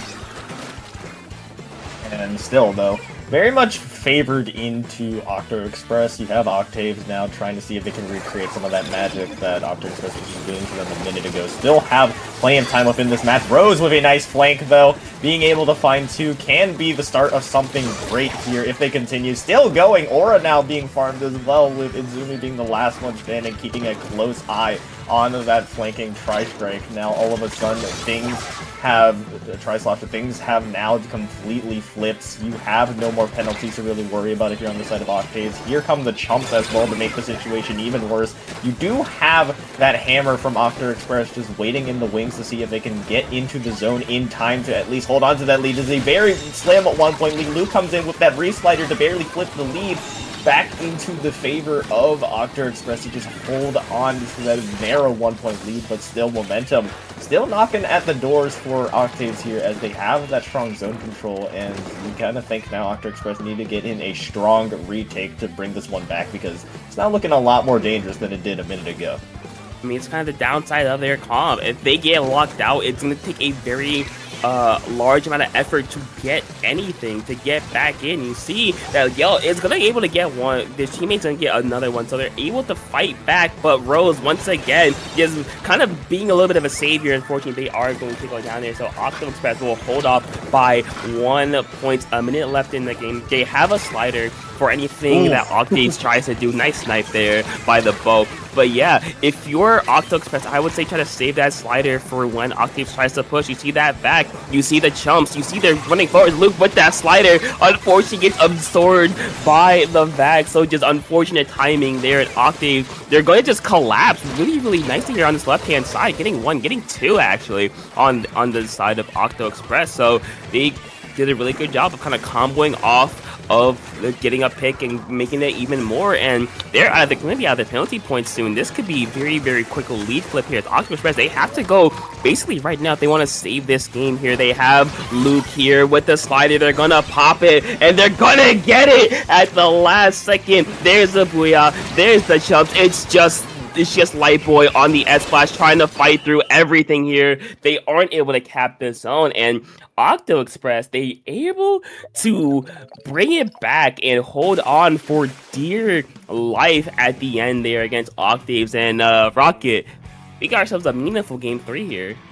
Yeah, and those comp changes did prove to be the difference. You saw a pretty different Octo-Express really show up to play, and of course, as well with Luke, not only once but twice there, being able to save the zone from certain downfall with the Reef Slider. Really nicely done there. Of course, you don't want the Reef Slider to always do that, but it was nice for them to be in a position of just simply staying alive to do so after being canceled out so many times here. Not the best of value there for the Reef Slider. I do like the idea, but it didn't matter in the end as Octo-Express just barely hanged on at the very end. But you saw as well with Octaves, they were knocking at the doors countless amount of times. Maybe if you're on the side of Octo-Express, you could just take a deep breath and just be like, we might have escaped with that one, because it was looking very scary near that very end. I won't lie, I was sweating on the behalf of Octo-Express, but still, they did their job well, and now they're moving on to Game 3. Tower Control Inkblot Art Academy plays a lot differently from those other two games, of course, not only with it being a different map and mode, but also just how differently this map is built out and how the pace of it can be dictated just because of it's being a complete uphill climb the entire time. It's really going to test these teams and how they can sustain pushes. Now, from the outset, I think Octo-Express, I think that the comp that they had on Mako Mart was specifically for Mako Mart. I mean, how could it not be? Come on.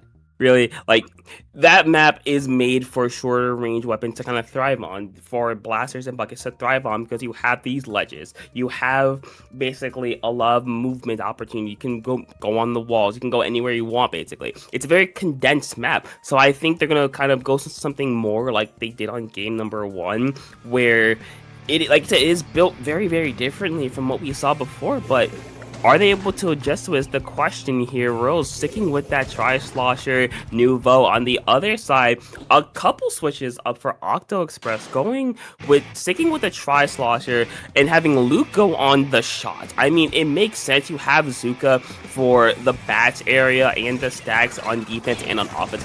That is very, very useful here. And other than that, I like the E-meter here as well.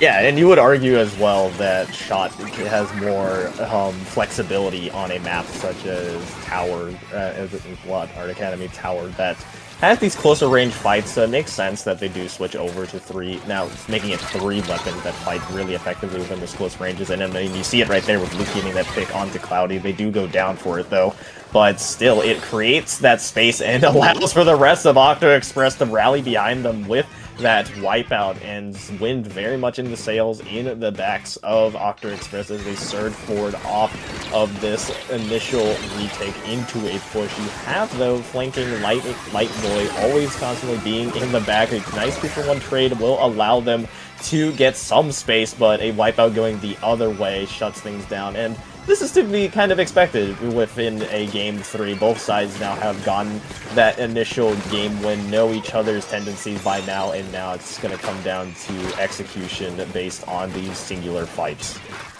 Yeah, and I think it all overall revolves around who has better gameplay. So I think Octo-Express, they have a much better fighting comp per se. They have the Zuga, like I said right there. They have the Shot, Blaster, and Tri-Slosher, 3 weapons that kind of combo off each other really, really well, I will say. Now the question, like you said, can they kind of break through here? I think that second checkpoint can be the biggest barrier for both these teams, as this map knows. The first one kind of goes down without any real problem here, though getting towards this one with the back on the side of Octave is going to be very, very difficult here. It's just going to be clubs in the back just biding their time and waiting, not trying to get sniped here, just fighting for their lives. Gonna get 1, 2, 3 down for the side of Octo-Express, maybe pushing their luck a bit too far, getting punished there. Club serving as a great distraction, allowing the team to just kind of collapse and the members moving up a bit too far. And I like how Octave, they're doing exactly what they need to, and they're trying to take a lot of space, but with how they got punished almost immediately, I got to question whether maybe it was just a bit too fast. Maybe they just didn't really have what was necessary. It looks like they were finally able to recollect themselves and get a better push at least started or going. Yeah, and you also had, speaking of going a little too fast, on that retake from Octaves, you had Lightboy go down pretty early, which did lead to the stalling out that we see playing right before us, with Octaves kind of stuck near that first checkpoint area, that elbow area where it was previously. But with that Booyah, a little bit of space has been created, the vacuum coming in from behind with Rose and Clubs there, here to stay, trying to see if they can cause some disruption, but no, it's very well done, well defended there on the backside. Yellow cleaning up the fight as well. There are a couple more jumps though on that tower, but Yellow is right there with the response. Blast is gonna do what Blasters do and just chip away on that tower. So Clubs, the last player standing on Octaves, just trying to see if they can stay alive, trying to live to fight another day and just get that vac for this upcoming defense, as you have basically all specials online for Octo-Express here, with that cooler being popped. You already saw the Zuka being utilized as well, but a lot of resources being utilized just to see if they can stabilize in mid, but Octaves holding on very firmly. Yeah, they do that. They only have a 3-point lead, so definitely not a safe one would say.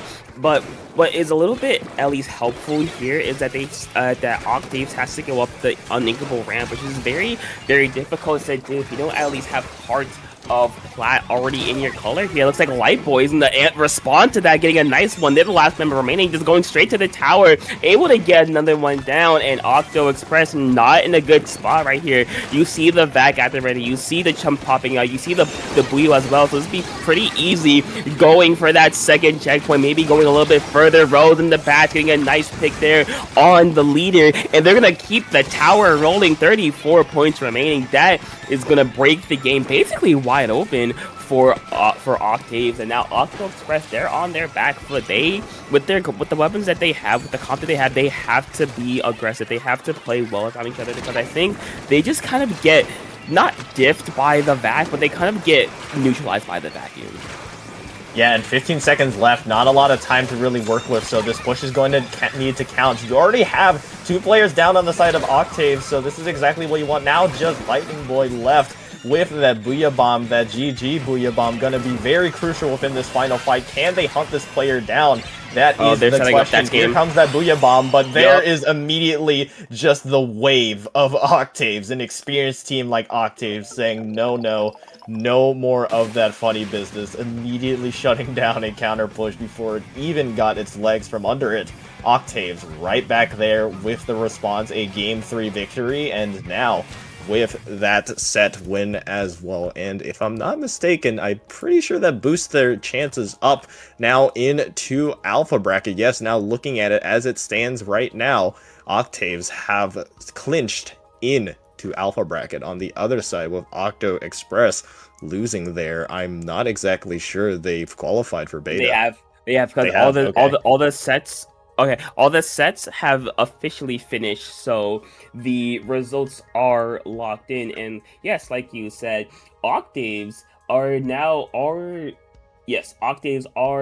to Alpha Bracket tomorrow, and Octo-Express, not the result you're looking for. You had a really, really good fight, I will say. Unfortunately, you will be sent. Fortunately, because you didn't make a bracket, you will be going to beta bracket, maybe a way to, a little bit of a chip on your shoulder, because that was a really close game. It was just unfortunate that at the end, Octaves, they just kind of bided their time. They waited for the Booyah Bomb, and it all collapsed on it and swarmed the tower, and really, there's not all you can do about it other than try to not go down or be down at the end of the game.